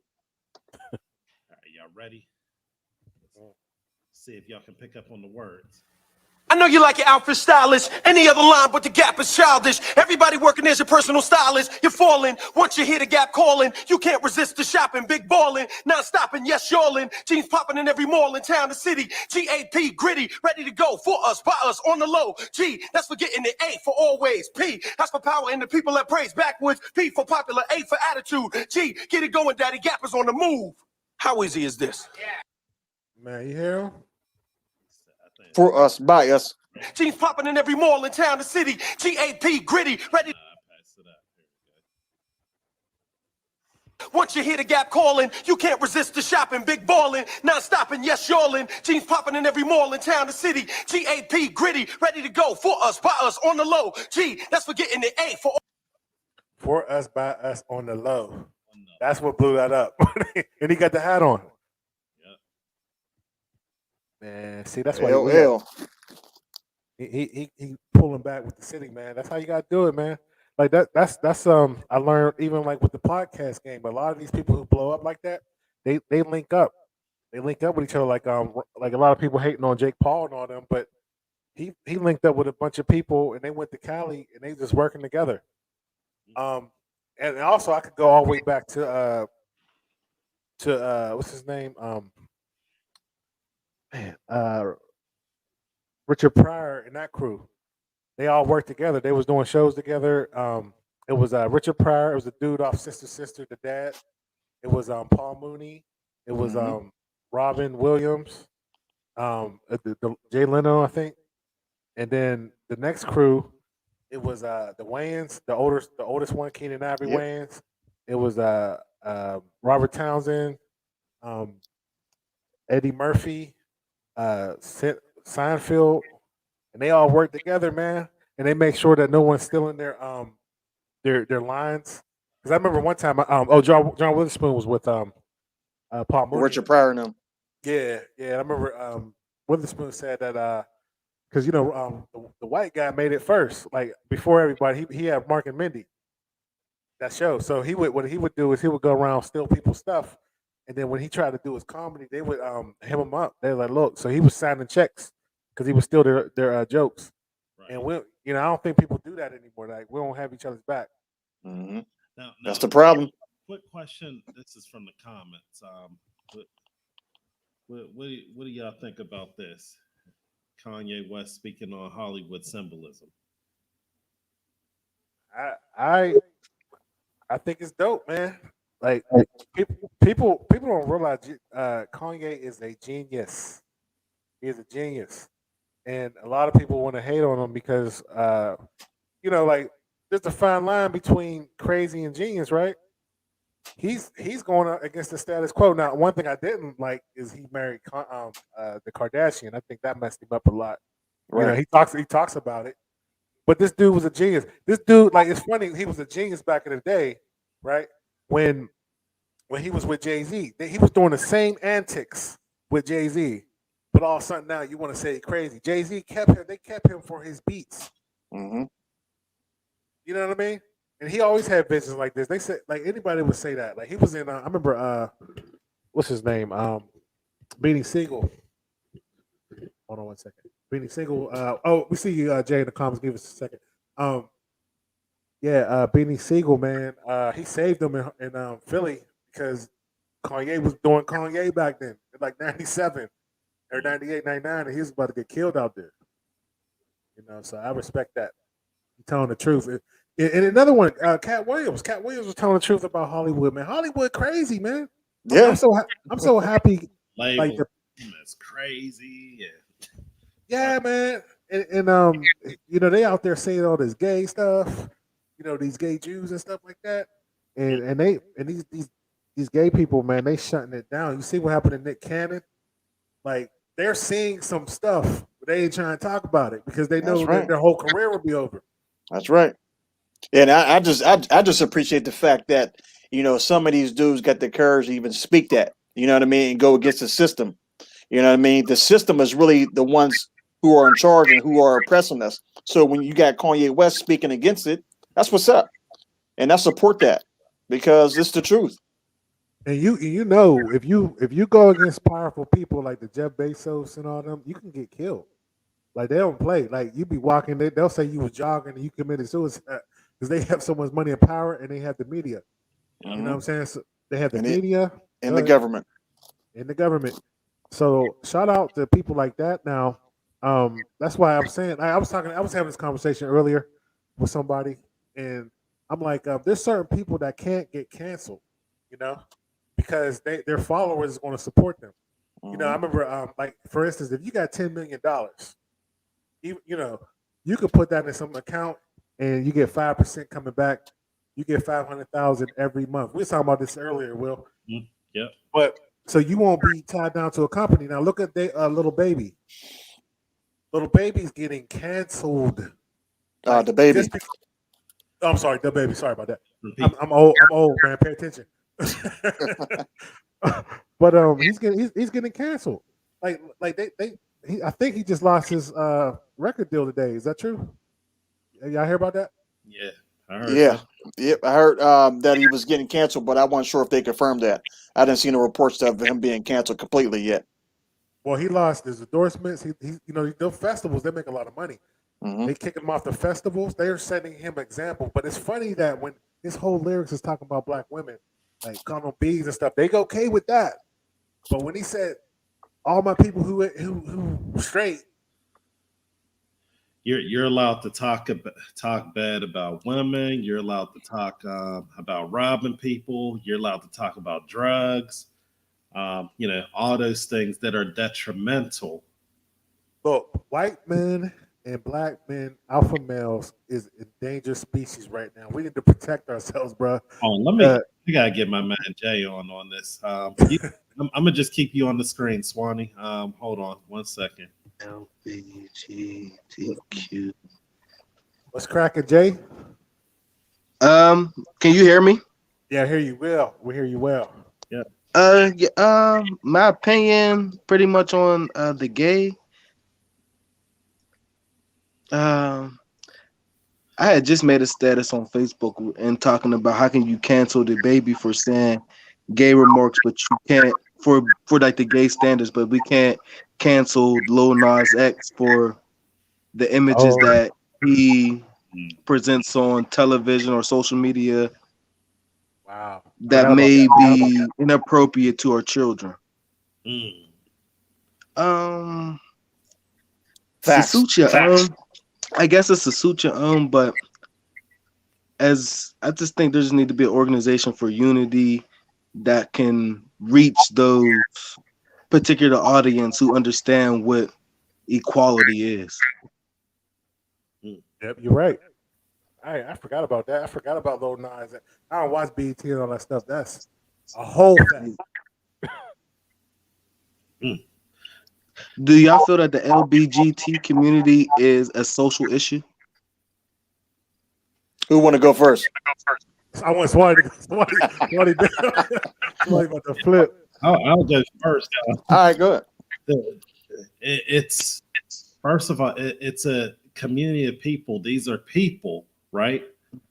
That yes, they are living a lifestyle. And my thing is that regardless of whether they're straight, gay, or whatever, I don't really want to see it on display. You know, that you know, period. I remember times going to Kennywood, for example, you know, and it happens when you're younger, right? But you don't want to see a dude and his girl, and you know, he's like you know, sticking his hand down their pants, and you know, all of that stuff in public, and they're straight. So why would you know, whether they're straight or whether they're gay, that's besides the point. It's the point of putting it out front on Front Street that is more so the problem that I have. Okay. Yeah, I have that problem as well with it because it don't need to be advertised. We already know what it is. I think they're just being a little bit extreme for attention and the matter, just to make it a social issue. And I don't think you can ever really compare it to the injustice that black men had to face in any shape or form. Facts. You took the words right out of my mouth, because that's exactly what's happening, and I ain't got nothing personal against anybody in the LGBTQ community. Yes. You know, I have family members that fall in that. However, I love them to death. It ain't got nothing to do with that. It has everything to do with them being exploited on mainstream media as being normalized, and it being the focus that's taken away from, like you said, my brother, the injustices that's still happening to black folks in America today. Yes, and it's also like psychologically just taking life away. And what I mean by taking life away, in the Bible it says be fruitful. I can take that as creating children. Don't mean you got to be cheating and having multiple women, but it's to create another life. what I mean by being fruitful. And I think that what they're trying, the image that they're trying to present about being gay, they're trying to point us in a direction to where God don't even want us to even be. That's facts. There's something interesting, and Swanee might be able to answer this that you had kind of put in the comments. So I'm gonna just put on here, show it up there. You said, "What's your opinion on creating a union for Black men and children for the purpose of systemic inequality?" What do you think about that, Swanee? Systemic equality. Oh, okay. Can I answer that?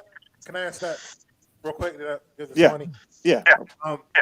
See, this is what I want to say about that. Now, first off, we definitely need some type of, we need that system to be in place with Black people. But I will say this, because no time in history that a whole group of people was on board to do one thing unless there was forced by it, right? Somebody had to come in and kill all the people who's not on board, right? And then they keep the military in there to train them, right? It happens all the time, even in Africa. Like there was certain tribes, and like if everybody want to talk about like Africa, right?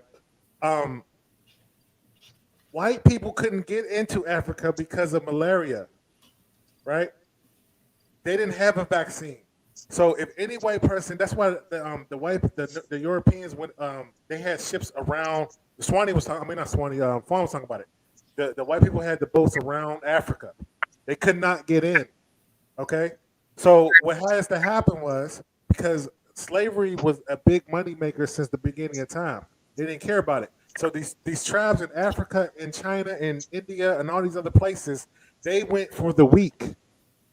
So they would get the weak people, like the women and children, and then the men, they would cut their penis off, and they would get more money for that. It was the Islam community, right? They went to the end of the Atlantic Ocean to sell them to Europeans. Europeans they were scared to go in there because they was going to die. If they went in there, it's like how people scared of the virus now. If you didn't have the immune system, you was going to die within a year. You see what I'm saying?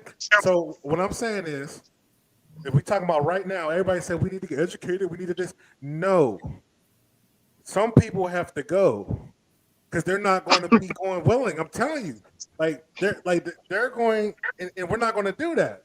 But I'm saying, you can say everybody gonna be on board. I love the fact that we need it, but people's not just gonna be on board with that. Everybody doing their own thing. We talking about right now, 2021, 22. There's people look, but real quick, I'm gonna let y'all go. But think about the civil rights movement. There was people that went against Martin Luther King. There was snakes. There was black snakes there that got him killed. They're the ones who told him to go because when he went down, because he was working on the war on poverty. This was after 1964, 68. He was going down there. He knew that campaign. He was getting all these African Americans to go down to the White House and go tear that mug up. And so the FBI went over there and they worked with these black people to get him to go to Tennessee, which he didn't want to go. And then he was downstairs. Somebody in their camp moved him upstairs so he could get shot. I'll leave it there. Go ahead. You said a lot. You said a lot of different things. And I'm hearing an echo. Is that me? Might be me. I'm outside. I hear crickets. Oh, okay. Nah, you said a lot. You said a lot of points, Laraun. And can you hear me? Yeah, I hear you. Okay. Okay, sounds better. First and foremost, yes, there's a lot of people that are gatekeepers and they gotta go. Okay, that's a fact, because these Boule members, as we started to touch on at another show, these Boule members, gatekeepers who are in place, are the reason why we still face oppression and inequality in so many different ways, because they are the ones who don't want the uprise of their own people, and that's a problem. And they're there in place to try to keep us down and calm us down. That's where every time one of us gets shot in the street from police, you got Al Sharpton up there, and you got Benjamin Crump representing 1,000 families. Real talk. And the fact is, they come up and giving these speeches and ain't doing nothing for these families. Soon as another one of us go down, they're the representatives for us. They don't represent us collectively. They represent the people at the time. And another thing is, like I said before, Benjamin Crump getting involved ain't a dime. That all the money that they I guess receive, none of that money goes to the families of these victims. You know, the Black Lives Matter movement is the biggest propaganda thing in history. You know what I mean? The way it is now, okay, the way it's run. It's not run originally how it's supposed to be running. And, you know, that's another thing to try to keep us away and calm down, okay? Another thing is the LGBTQ community. That Black Lives Matters and all these other movements is the reason is keeping us from getting to where we need to get to collectively. And that's why, yes, we need education, no doubt in mind. But at the same time, and unfortunately, you know, nothing against, you know, some of our civil rights leaders, like John Lewis, who recently passed away. But those leaders like that, the only thing they talk about is how they get beat on a bridge. Okay. Yep. Come on now. Is that all? That's what it's about? You got beat on a bridge and you fight for the right to vote, man. Or people fight for the right to live, or people fight for the right to speak, or people fight for the right to walk down the street. It was more than just voting, because just like I always say, even right now, what has voting got our people today? We are still fighting for the same things we've been fighting for since the 60s. Facts. That's I'm gonna get Jay back on either. Yeah. My opinion on that, I agree with you, but I feel like we should blame ourselves. We're more at fault for all this because, like, I remember reading an autobiography by Malcolm X, and he said, if a man got to depend on any other man to survive, he's not a man. And I took that to the heart. Because I even grew up without a father, so I had to even learn another way of survival to understand even what a man was. So I have also learned throughout my 30 some odd years of life that like the purpose of like systemic inequality. Actually did a paperwork on how the economic wealth gap between whites and blacks is comparable to sound and how it doesn't come back. And also, I would like to say, like, yeah, black men need it. I understand that people don't come together. I know that for a fact because I ran for mayor and I tried to get people to come together, and I ain't get no one to really show. Oh, shout out to you, man. Thank you. Thank you. But and I just wanted to teach the people that what I learned by working in the police department, that the way that things are being ran is through agreements and protocols. And I think even people like John Lewis, either they misled or they're not reading local ordinance, because that's really what all that matters.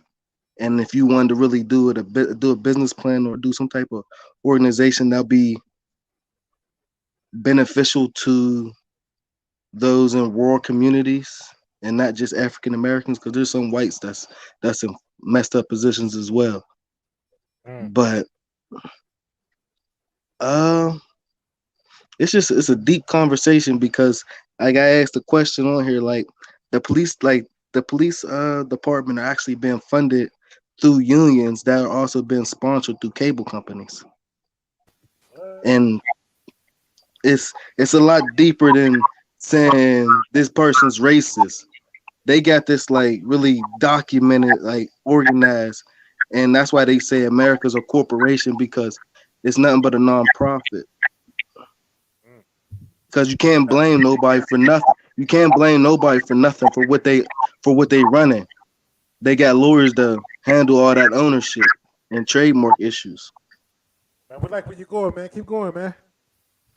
And like the policies that they create under those like demands, it's deep. It's deep. I don't know. I don't even know where I want to continue the conversation on, because my whole thing when I wanted to run for mayor, I was trying to teach people that, like, in the Wilkinsburg community, that we have a legislation that's available in our borough ordinance, that if we just invest $1 million of cash, we can have our dollar revenue be, each dollar be equal $7 on a dollar by investing in a legislation in our borough ordinance. And as blacks, we can create our own unions, our own labor unions, our own cable networks, our own police force, our own government, and etc. Just in the same category as they do theirs, and it wouldn't be illegal because they doing the same shit. Wow. So that if you're watching on YouTube, hit that like button, notification bell, and everything. Go ahead, Will. Yeah, that particular community may actually disappear, not disappear, really, but get absorbed by the bigger city of Pittsburgh. What do you think about that? My opinions on, like, if you look at, like, the way I say the Wilkinsburg borough, we're actually being ran and controlled through the Community Development Corporation, which is an organization that a mayor has the choice of representing for the community as economic development that can be processed for continuous wealth. But in the processes that they're going at the moment, our great-great-grandchildren won't even see a benefit of wealth. That's how long the wealth gap is separated between creating an achievement for blacks and those who just got a hand on the plate. All right, but my question is a lot of people said there is a big wealth gap, obviously. Because a lot of people think, like, yeah, there's going to be. I mean, because I'm trying to word this right. It's, the wealthy people are not going to stop for us. It's a race. Like, we started the race late, yeah, but I think we had a lot of progress as well. What you think about that? I don't think it's a race. I think we all need to slow down and just, like, chill out, because if you're going to race one another, then you might as well go ahead and lose your breath. Like, because that's all you're going to do. You're going to keep going through the same situation if you want to keep racing somebody. That's right, because who are the biggest consumers? Say that again, 20. Who are the biggest consumers in the corporation of America? We are. The public. Okay. Right. The public. Right. Yeah, like I said, I don't think because even like when people say we need more money in our school system, there's something that you're not paying attention to. You can put all the money in the world in school. Like I said, my wife went to a Jamaican school where she had to walk for water. However, a lot of Jamaicans don't go to college, so what they do is they teach college material in they go to school for 11 forms. It's like 11th grade, and they got college material. So when she came here, she didn't even study for the SAT. She didn't even have to. They just said take the test, and she got higher than everybody else. You understand what I'm saying? What people need to think about, we can't put the cart before the horse. Like what he said earlier, what Jay said, we got to get the family first, because you could put all the stuff in the schools, right? But you can't tell the kid to study. You can't tell the kid, you can't feed the kid in the morning and keep him alert. You know what I'm saying? Like, you can't keep him home to have a good life. We got to have good stuff in the home first. You know what I'm saying? You can say whatever you want. I grew up in Braddock, and for a while I didn't. In 7th grade I was with Swanee. We was in the same grade, but I stopped caring about it because, well, I don't want to say my business, but Women Hills gave everybody the same opportunities because we merged in '88, and I failed 7th grade because I was not applying myself. But there was stuff there to accelerate. There's people here in our school that make millions of dollars, and there's people on welfare. It's in the home first. Like, you got to have the mom and dad and the kids. You understand? Like when I first went to Turtle Creek, that's when I started seeing some stuff. Like when I had my friends and I'm like, man, they eat together. You get what I'm saying? Like, wow, I used to take my food and go in the room and eat. I didn't know they did this stuff. You see what I'm saying? So my point is, we can't put the cart before the horse because these people in these other countries, which everybody want to talk about Africa, like I said, Nigerians well, everybody like, oh, we Igbo or whatever. They was massacred over there. They're trying to, the biggest graveyard is the Atlantic Ocean because they're trying to get here that we take for granted. You know what I'm saying? We doing this. Like, much as Will and I started this thing in Swanee part of us too.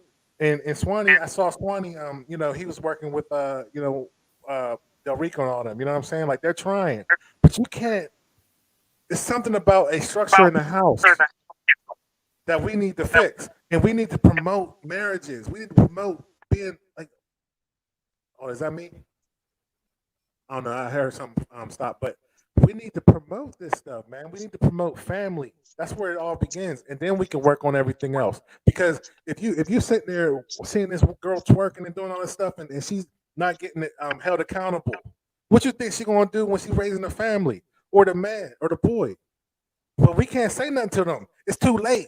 Like Swanee and them in Rankin, you can't say certain things to certain people. You know how many people die? Shout out to you, Jay.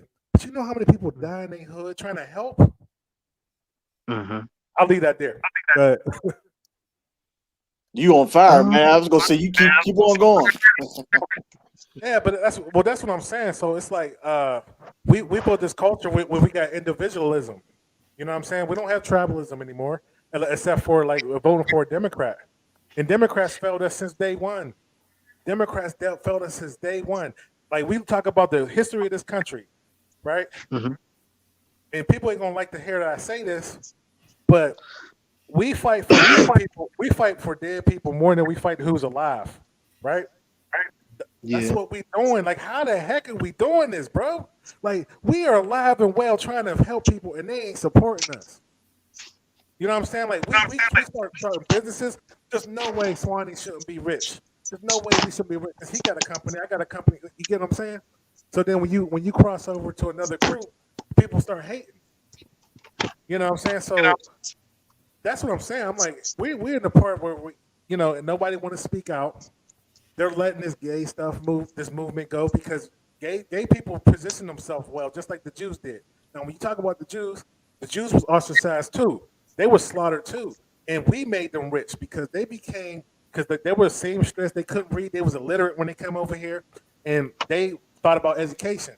And what we did was we had the entertainment. We were smart. We were married back in the early 1900s, and we had our thing, but we wanted to connect with them. Like, we want to be part of them.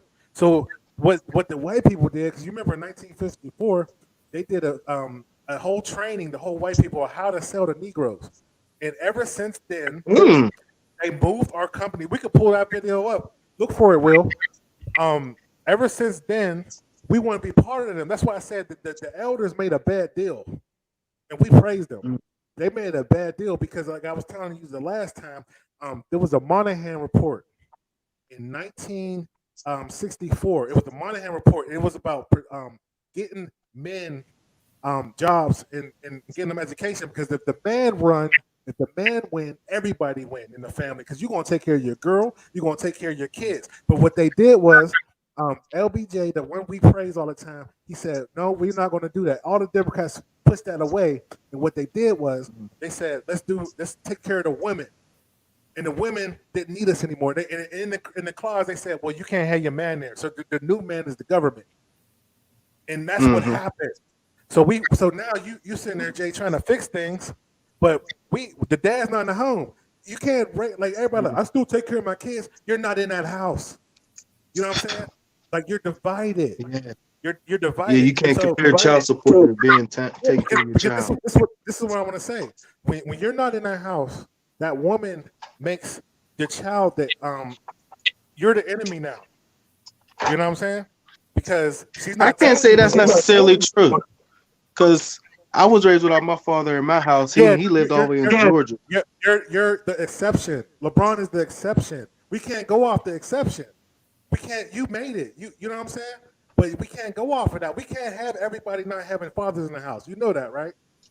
We can't have that. You're the exception. You're dope. But everybody's not dope like that. We got many a story saying they start hating their dad. They start hating men. And then so now there's this 6'8" guy hating men. You know what I'm saying? And that's a scary thing. That's scary. That's because they act like a chick. Go ahead, Will. Yeah. And you know, so we'll use for example LeBron, right? Hey, who's he give credit to? He ain't giving credit to the person who made him 6'8", because I can tell you who did not.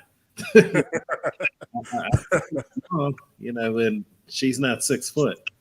But that's definitely a huge thing. And you know, Jay, I know him, you know, from Wilkinsburg, and you know, his time with the police force and things like that. And that's dope, man. That's dope. He's doing way more than what we would ever do. You know what I mean? So I give it out to you, man. Yeah. Thank you. You're a dope example, but this isn't what we want. You know what I mean? Yes. Starts in the household. I'm telling you, like this is what happened, man. Because 25% of women are married, right? And usually, what they do is they'll make the child hate the father. You know what I'm saying? Because the father is trying to protect, right? So the woman would, but like, you know, talking behind the scene on the phone about you, he ain't paying you, he ain't taking care of your bills and all this. So they're hiding the fact what she's doing or he's doing. You know what I'm saying?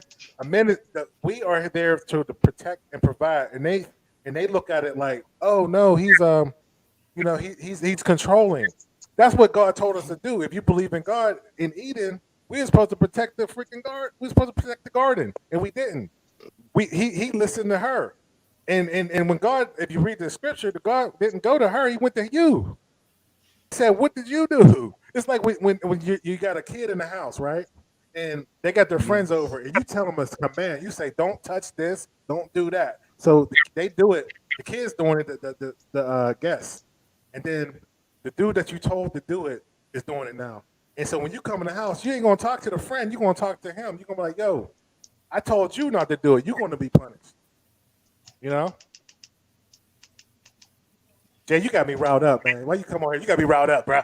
Ah! Not bad. I'm just playing with you. Not bad, but I feel you on that, because like being a child, I did have my stepfather in my life for 10 years. And that was pretty much my birth all the way up until I was like 10 when him and my mom got divorced. So I always thought of him as my father, and I still go to him as if he was my dad. Right. Because that's who I seen and that's who I talk to. But I still say verbally my biological father has a better sense of I don't know, somehow he talk, it makes sense to me. I can hear where he's coming from, but it can go in one and out the other type. Right. But I could recognize where he's coming from. But what was we talking about before all that? I was trying to get to my question. Your question. Hold on.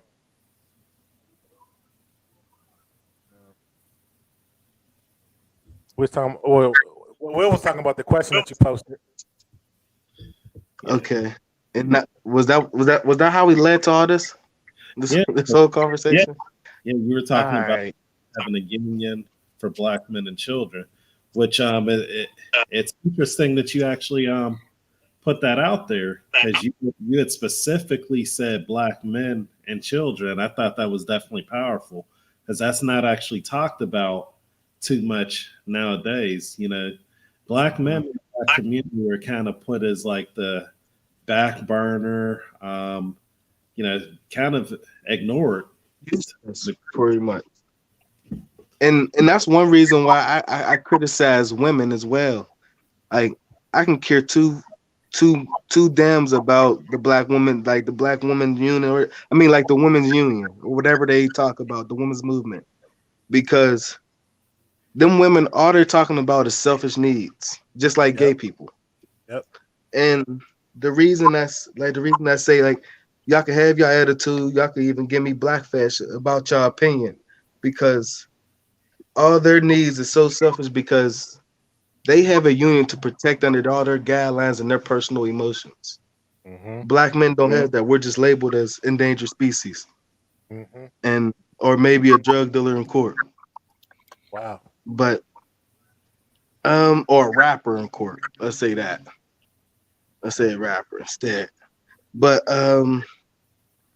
like the women, like they had like black women or have just as much right as white women, and that's because white women wanted the power just as much as white men during those times, what during the 50s, 60s, and during that era. And that's what helped black women get a voice as well, because black women also gave birth just like white women could, and that's what gave them a comfortability, because in some households back in the 1920s, black women were raising white children as what, slave mothers? I don't know what the actual title was. The help, but yeah, helper. But where was I going at with that? But with they have some type of a protection, but there's near not a woman on earth or during our lifetime has there ever been a woman who has spoke about protecting their children and creating a union, at least for black end. Because all these women crying about their sons getting killed by police officers. You got a child, you see the dad ain't gonna be there. Why ain't you creating a union? Something to protect your child. You just worried about someone sexually assaulting you not having enough money, or how you just have personal feelings and vendettas about a situation or a standard. Like, you're not speaking about your child that you gave birth to protect. At the end of the day, who would you say it falls on? I say it falls on the one who gave birth, because you really can't tell someone what to do with their own body. You can set all the policies and demands you want. Mm-hmm. Like, if you know something's not going to work, I think you got to either learn through the experience to feel that it's not going to work out, but your conscience already tell you shit ain't going to be there. Well, like, I blame the man on that one. Yeah. Well, the man can be at fault as well, but the man can be at fault as well. He know what he did, point blank, period. Like, even before he know what he did, but he doesn't have the power or the authority that the woman has to voice her opinion inside of a courtroom to speak to a judge the same way that does. Hold on, I got some feedback. Give me a second. I'm gonna put you on mute for a second. But this is why I say it's the man, because you know what you're dealing with. Like, you're the one looking at her because you think her body look nice, and you're not thinking about if she's a good mother to your child. You know what I'm saying? You're not looking at the fact that if she got two parents, do they have structure in their house? Because at the end of the day, you got to pay attention to how they treat their enemies, because one day you're going to be one of them. So if she already got a child and you seeing how she's treating her baby daddy, and you come in there like you're trying to save her, and when she get mad at you, she's going to react the same way she's doing to that person. You know what I'm saying? So we have authority to where you put your money and your seed. You know what I'm saying? You can't go there and sit there and say, well, after you had a baby with somebody who was ratchet and they don't have a structure, that you can't blame that. That's your fault. And most people do that. I'm gonna put you off me. Sorry about that. and feedback. Black community right now, there's more of them than us. So, we have to be more. Put us as the priority. Like, we got to be higher valued in this. Go ahead. Yeah, we got to be more choosy with who we end up choosing. So, a lot of times, like what Laraun was saying, is that people will just more so look at like she got a fatty, or and so on. But we're in the information age. This is 2021. We could look back at the history of the 50s and all that stuff. We could look at the welfare system. We know that crack did this. We know that the weapons, we know about all of that. So it's up to us as men to be able to use that information to be able to make changes in the future. And part of that comes with self-control. And part of it might be to say, hey, woman acting like that, you want the hot girl summer, we're leaving you to the side. Don't mess with that. Yep. And one thing I want to say too is we have the power as men, right? So what we do is we give the power to the woman, and they supposed to make it better. So if you give them a seed, they give you a baby. You give them a house, they're going to decorate the house. If you give them a business idea, they're going to say, hey, you should do this, you should do that, because they're supposed to be your helpmate. Now, if you got a chick that's not going to give you that power back, you give it to them, you're in trouble. You see what I'm saying? If we don't look at this stuff, you know what I'm saying? Like they're supposed to make you better. You know what I'm saying? If they're not willing to do that, then in a lot of, you can't be, you're not being trained by that because, like I said, since 1960, like this is what we want to say. Everybody want to talk about slavery, but guess what? During slavery, we were married more than now. After slavery, we were married more than now. It wasn't until 1964 when there was an incentive not to be married. So now we're seeing the results of it. So from 64 to 94, no dad in the house. Guess what happened? The crime was going on. Everybody wanted to be something. So there were Crips, there were Bloods. And then 1994, guess what happened? Black people who are trying to do right, they're scared of the people in the hoods, right? Like Wilkinsburg, I lived in Wilkinsburg for a minute until I was 9, and my mom got me out of there because it was the gang infested. So guess what? Daddy can't go there and sit there and say, stop doing this, or I'm gonna knock you out, right? Because daddy don't have the power because he got to go to court because that woman went to court and said, we need to regulate this. I just want the money. I don't want him in my life. He's around my new boyfriend that's a gang member. I don't want him to be in the picture. You understand what I'm saying? So it's a divide in the family. You're right. You know what I'm saying? And there is exceptions. But you got to remember, the woman that didn't have their father is mad at men, right? So now you sitting there trying to get married to this person, and they're like, oh, you're not my daddy. When you try to give structure to the house, you don't want somebody like that. You want somebody, like I said, you give them power, like I said, and they're supposed to give it back. You know what I'm saying? Even like in the black community, like the way we supposed to circulate money is I buy something from Swanee's. Swanee buys something from me so we can keep the money in our community for at least 30 days. We just get the haircut. And then the money go out the hood when we get paid on Friday. We wonder why. Like America is for sale right now. People don't understand that. Everybody from Pittsburgh, I live in South Georgia. My house is, thank God my house is nice. It's big. Like, and what I'm saying is everybody up there, like, we can't get this, we can't get that. That's a lie. Because at the end of the day, racism is just a mindset. There is racism, but I'll tell you this: we need to focus on discrimination. All right. Now, discrimination can be fixed with the market if the government's not involved. Because back in the day, like I was telling Swanee, and Swanee was telling me, in the South, in the 20s, construction was black people. Now it's Mexican, right? Because Mexican will take anything. If you go down to Atlanta down here, in the morning, Mexicans is lined up, and guess what? People get jobs that way because they're taking away the middleman. Swanee was telling me back in the 20s, Americans was getting those contracts because they was able to cut the middleman out, the government contract. So what I'm saying is, this is what I'm saying. If we focus on discrimination on this part, right? White and black people, white people, the rich people, they do care about race, but they care about themselves more than they care about race. That's why they will hire a black person if they're good. You know what I'm saying? Like, look at the NFL.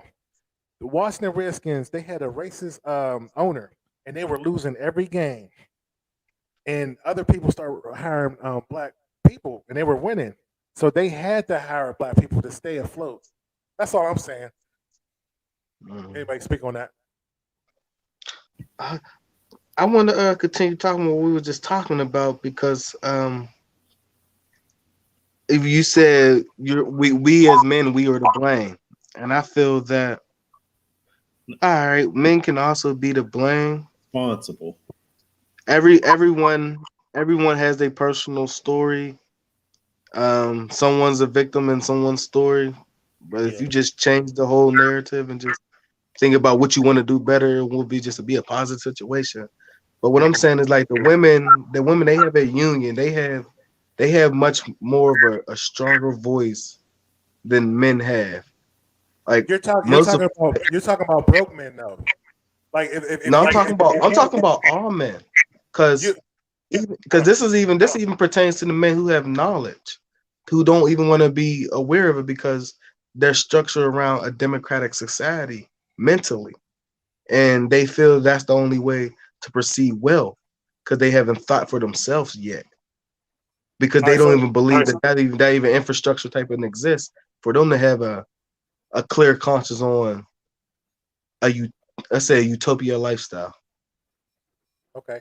So let me ask you something. So if you had a nice structured home and you didn't get kicked out at 18 like most African American parents do, and they say, hey, look, you can stay here, save your money, and we're gonna get you some skills, because that's what the problem is. A lot of men don't have skill, right? So yes, you get your skill, you save up your money, and you don't gotta leave here. Like most parents say, they say you on your own, bro, right? They save up. They got 100,000. They got some control before they leave out the house. Okay, you tell them don't be messing with these girls with that you think just because they're you're horny, because that's what's happening. We're having a problem where people's having kids at 18, 17, 16 years old. That's the problem. You know what I'm saying? You can't have kids too early. Like if you want to get out the middle class, if you want to get into the middle class, what you do is you get your education. If you don't want to do business, if you ain't built like that, you get your education. You get a high-paying job, right? You get a woman high-paying job, or if you got enough, you keep her home, right, to protect the family, right? Then after that, before that, you got to stack up your money. You can't be living in a home where they was like, well, you got to pay the light bill because I don't have any money. We're playing from behind, bro. Here's the thing. Most people in the black community, like when the money goes up in white communities, right? So we know a lot of people from Woodland Hills that made money, but white people don't got to take care of their parents. So the money going up, it should be going down. Right? You should be taking it to your kids. We got to give it up because we got to help our parents because they screwed up. We're playing from behind. You understand what I'm saying? That's our fault. Because if you get skills, you don't have to worry about this. I know so many black men down here and I was in Michigan that make six figures and they don't have the same problems most people do. We got to get out that I don't have any money, got to wait till payday stuff. You know what I'm saying? And the way you do that is don't have kids too early. But most of these dudes we know is having kids, and guess what? You put the white man involved because they want the power. Remember I said, you give them power, they give it back. When you give them power, they go down to the courthouse, and they take your money that way, and then you have no control of your kids except for the weekend. You got to be in that house. You got to have a presence in the house. You understand what I'm saying? If you look at the married couples in America, the married African American couples, which is far small in between. Not step parents, and you look at the single parents, you get out of the middle class just from having two working parents. You know what I'm saying? How is it that Africans, Nigerians, I know a lot of Nigerians, they come over here, they pass the SATs, they're poor over there, man. Like I know, like lights cut out, like if their heat shut off, it shuts off for weeks. You know what I'm saying? My wife is from Jamaica. Same thing. They come over here because they see the opportunity. We don't because we're here. We keep talking about police brutality. They're like, oh, there's so much money over here because we can't see it. We have to go over there to see what we're missing. I'm telling you. When I went over there, my wife took me to Jamaica, and I'm seeing these people in shacks. There's like all these people in the house, but they happy because they don't know they're poor. But they come over here and see, oh, there's money over here. If you look at Nigerians make more than white people on average as a family. They make over $100,000 on average. You understand what I'm saying? Asians been slaves more than us. I feel sorry for the people that were slaves here. Thank God we're here. You and I, Jay, Swanee, thank God we're here because they're trying to come over here because this is the land of opportunity and we're messing it up. You know what I'm saying? There's opportunity here. Look, I don't think we're messing it up. I think we're not taking advantage of the opportunity. That's messing it up. Yeah, because messing it up. Yeah, because right now, I'm telling you this. Right now, it's going to be the biggest transfer of wealth because the baby boomers is the biggest population and they're dying off.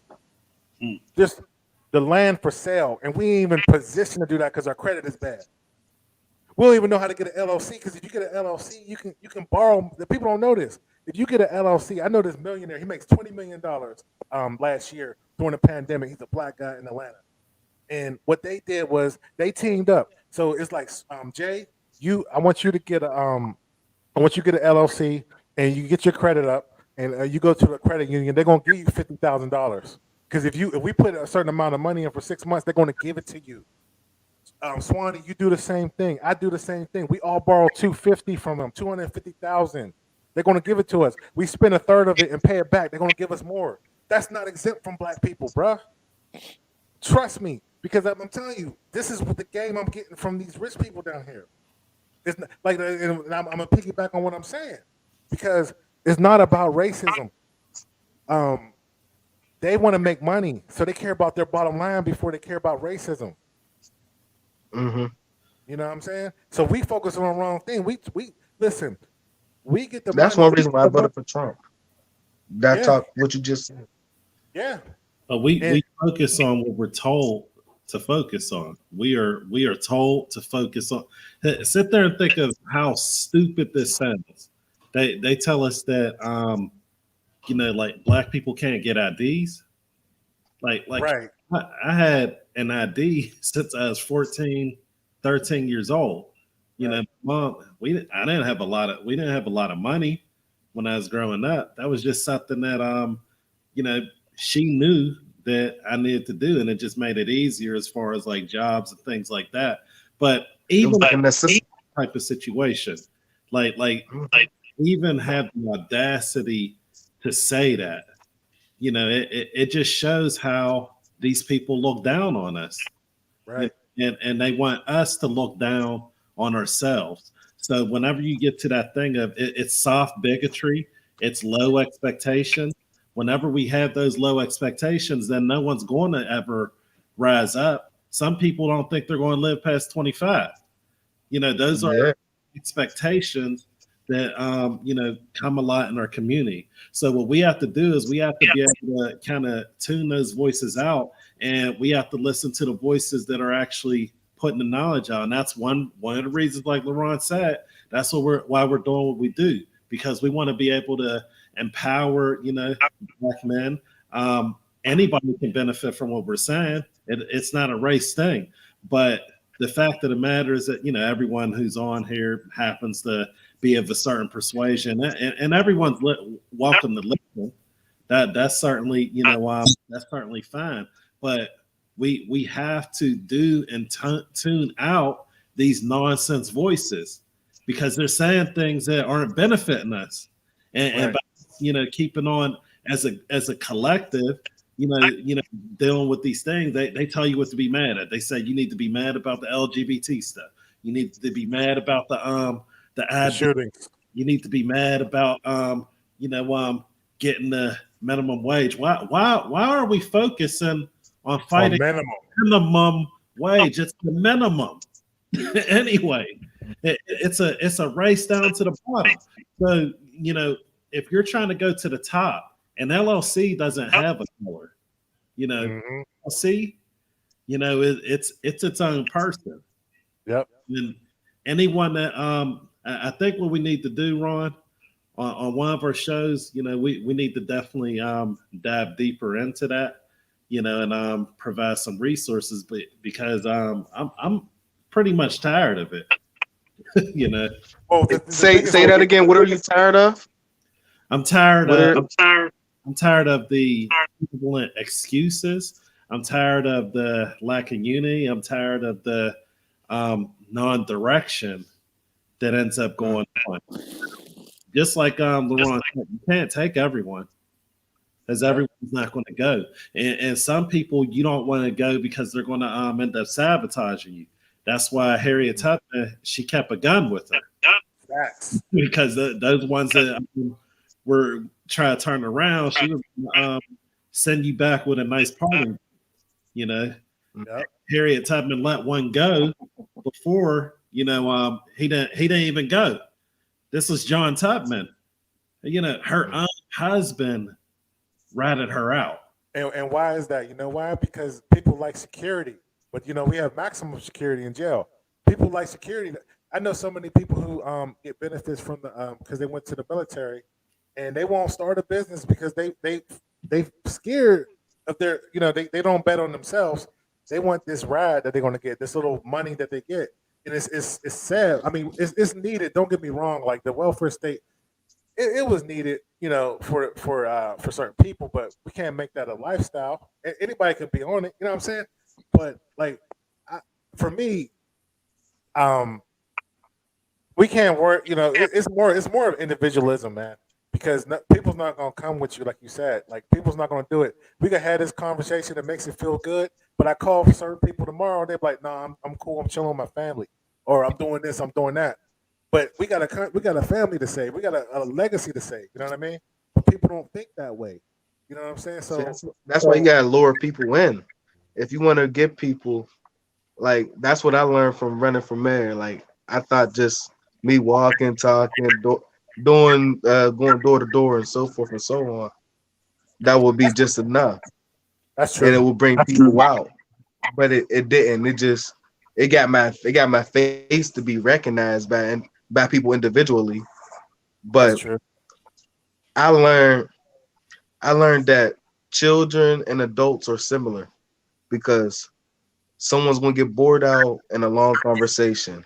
A child you can't say too much to, because they're not going to absorb it all and they're going to get bored too. So you got to teach adults just like you teach children through colors, music, anything kiddie-ish, just so it could be simple and straight to the point. Yes, that is facts. And what you was saying, like about even with the individual with people, they're not doing nothing for us. I think that's our biggest problem. Worried about someone doing something for us. We already having a conversation about someone not even going to show up for us, and we're going to have a bigger argument about everything else, about someone doing something for us. That's the wrong conversation to have. You just need to be exempt yourself from the conversation, disassociate yourself, understand and recognize what they're doing, and do it the same, but do it your way that you see rights and fits for the purpose of unity or equality. It's hard to help people that don't want to be helped, man. Because like that's crazy. You don't even gotta help them. You don't even gotta like you don't even gotta feed them. Like you don't. Like this is what I do. Like I went, like you said, we should learn to get a trade. I learned that after I left the police department to go get a trade, and I went and got a trade in barbering. Nice, and I'm talking about. Thank you. And that helped me lead to, I already had the business, the entrepreneur mindset. And my nana installed that into me growing up as a child. But my point is, like, people wanting to learn or needing to hear the information that need to be given to them is I learned this, like I sell icy cups for a penny. Just like your local grandma in the projects will sell icy cup for an 8-ounce icy cup. I sell it for a penny. Why? People are cheap, for one, and not only that, everyone has a penny. And if you don't, it's right there on the ground. Pick it up. It's just a penny. I sell it for a penny. And I teach them financial literacy through it. And the purpose of it is costing a penny, because there's history about how I came up with this math equation, and it's pretty much like how I sold drugs in my youth years, like during high school. Like my icy cups, I sell on icy for a penny, but within $1, you can get 15 icy cups. So that means one icy per person costs a penny per order. And then after that costs 7 cents. So 7 times 14 is 98, in which that 98 goes into $1. And I also made that equivalent to a gram and measuring it on the scale if I was to be selling drugs. And I say that's how equivalent it is. That's how it is. That's how equivalent it is, because that extra penny after that 98 cents was gonna make the 99. And that's how you invest a single dollar into penny ices, and you can get 15 ices for $1, or you can purchase a meal for 51 cents, and you'll get an icy cup, and you'll get a hot dog or macaroni and cheese and string beans, whatever I have. And the reason I say it's, and the whole thing about the penny method is the icy cups, it's on the stock market through Kraft Heinz, through the KHC, and it's like $42 a share. And I teach you how you can invest into the stock market by investing a single penny by purchasing an icy cup. Because if you do that, I also tell you that if you want to buy wholesale, you can spend $14 with me, and you'll receive 200 icy cups, which you can sell for 50 cents a piece, and receive an $86 profit. And if you do that 4 times with me, you can create an EQ shareholders account, which costs $250, and that exempts you from any third party. And if you don't know nothing about life insurance, you can create a whole life insurance policy and associate it with your life insurance policy through your trust to create it as a dividend. And it's deep, and that's pretty much what I teach people. But I don't try to teach them that whole method, that one thing. I say penny ices, penny ices, penny ices. Eventually they're going to catch the drift, because it's going to get louder and louder.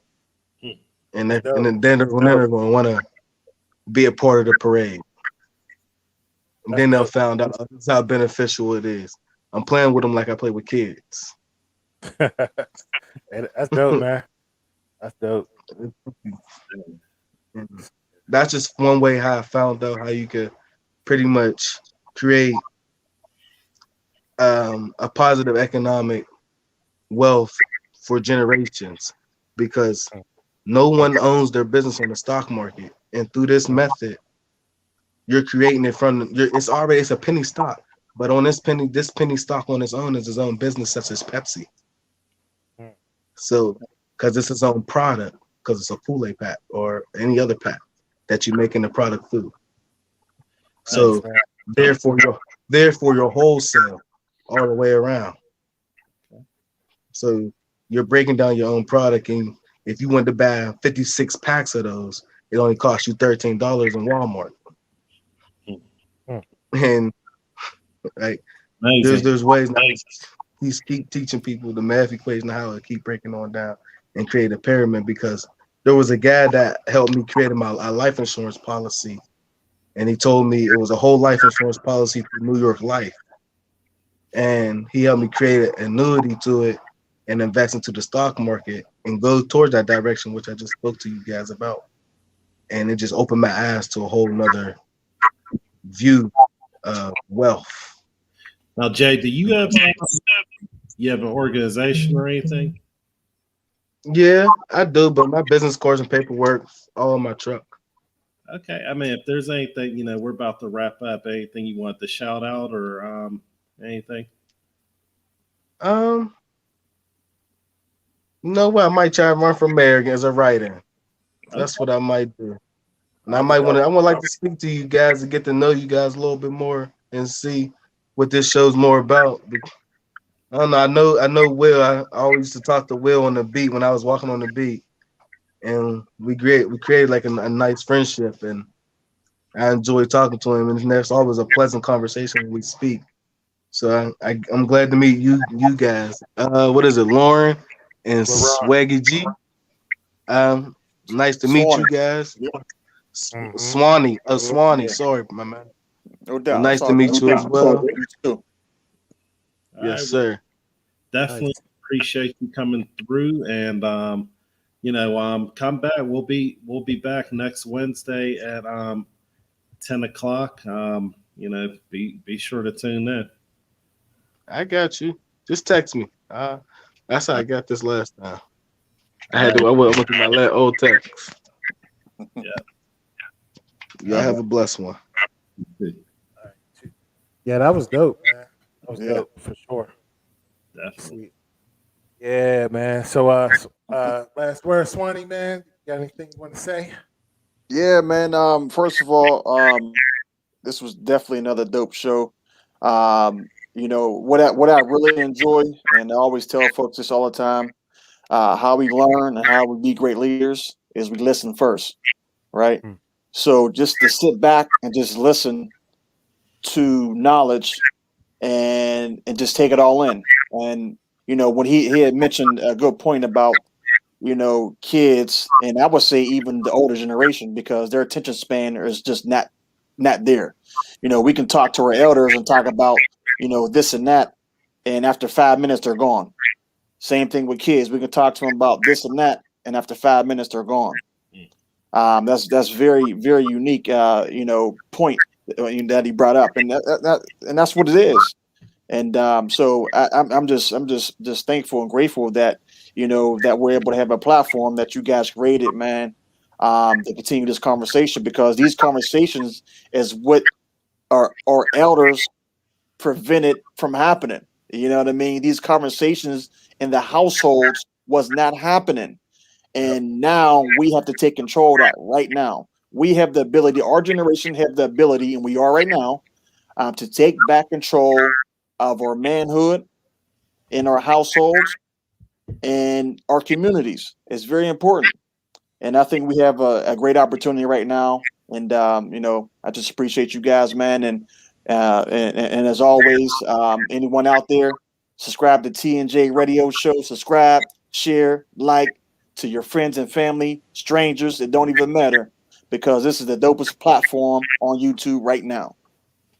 Appreciate that, man. Appreciate that. But all right, Swanee, man, I appreciate the support again, man. Definitely, man, we got some stuff coming up that we're gonna talk about. Matter of fact, before you get off, we got some interviews. Like, we were starting the interview. You want to talk about the interview, Will? Yeah. Tomorrow we should actually have some pieces of one of our interviews. One of our first ones going to be with the Emmanuel Deonda. Some of y'all know him from the group Crave. Pretty Ricky. Doing dope work. I was listening to one of his songs. He has a single called Interlude out. So I definitely, check that out on whatever type of streaming platform you have. And we'll have the interview out, and we'll have a way for you to get it early also. So, be sure to, tune in on the YouTube channel. We'll also have notification on Facebook. And also, we got an interview coming up with a financial guru, Freddie Green. So that's going to be a good one. Yeah, so we're gonna have our interview thing, and definitely we're going to set up. We set up a Patreon, so we're going to be putting out the clips. But if you want to see the full video without wasting any time, you can go to our Patreon page. Yep. But all right, Swan. No doubt. Get with you, man. Thank you for being up. Absolutely. All good. Thanks for having me on. All right. Yeah, I got it. Look at you, man. Look at you. It's like tug of war, rabbit season. I should have let you have it, huh? Season. Man, yeah, that was dope, man. We I appreciate Jay getting on that. Definitely brought life into something. I learned some stuff that was going on in the community, But yeah, that was good. I definitely like the topic we did today, man. The rap battle. It was definitely awesome. Didn't put it on there earlier, but for anyone, our Cash App, anyone wants to support the show, T&J Radio, Cash App there. But because this is one of the things right now. But whenever you have anything that's worth anything, you want to be able to support it so it can grow. This is a movement. This isn't just you know, me and Laraun or me and Laraun and Swanee. You know, this is something that's going to be, you know, for a lot of people, and it's going to be able to help a lot of people. You know, there's people who have actually said behind the scenes that, you know, they're thankful for what we're doing. So those type of things you want to support. You know, that way we can do more of the work. That's right. That's right. You know, so with that, man, like I said, if you're still on, just definitely like, subscribe, and send that notification to someone. Share it. Everybody share it. And I'll see you on the next one. All right. Peace.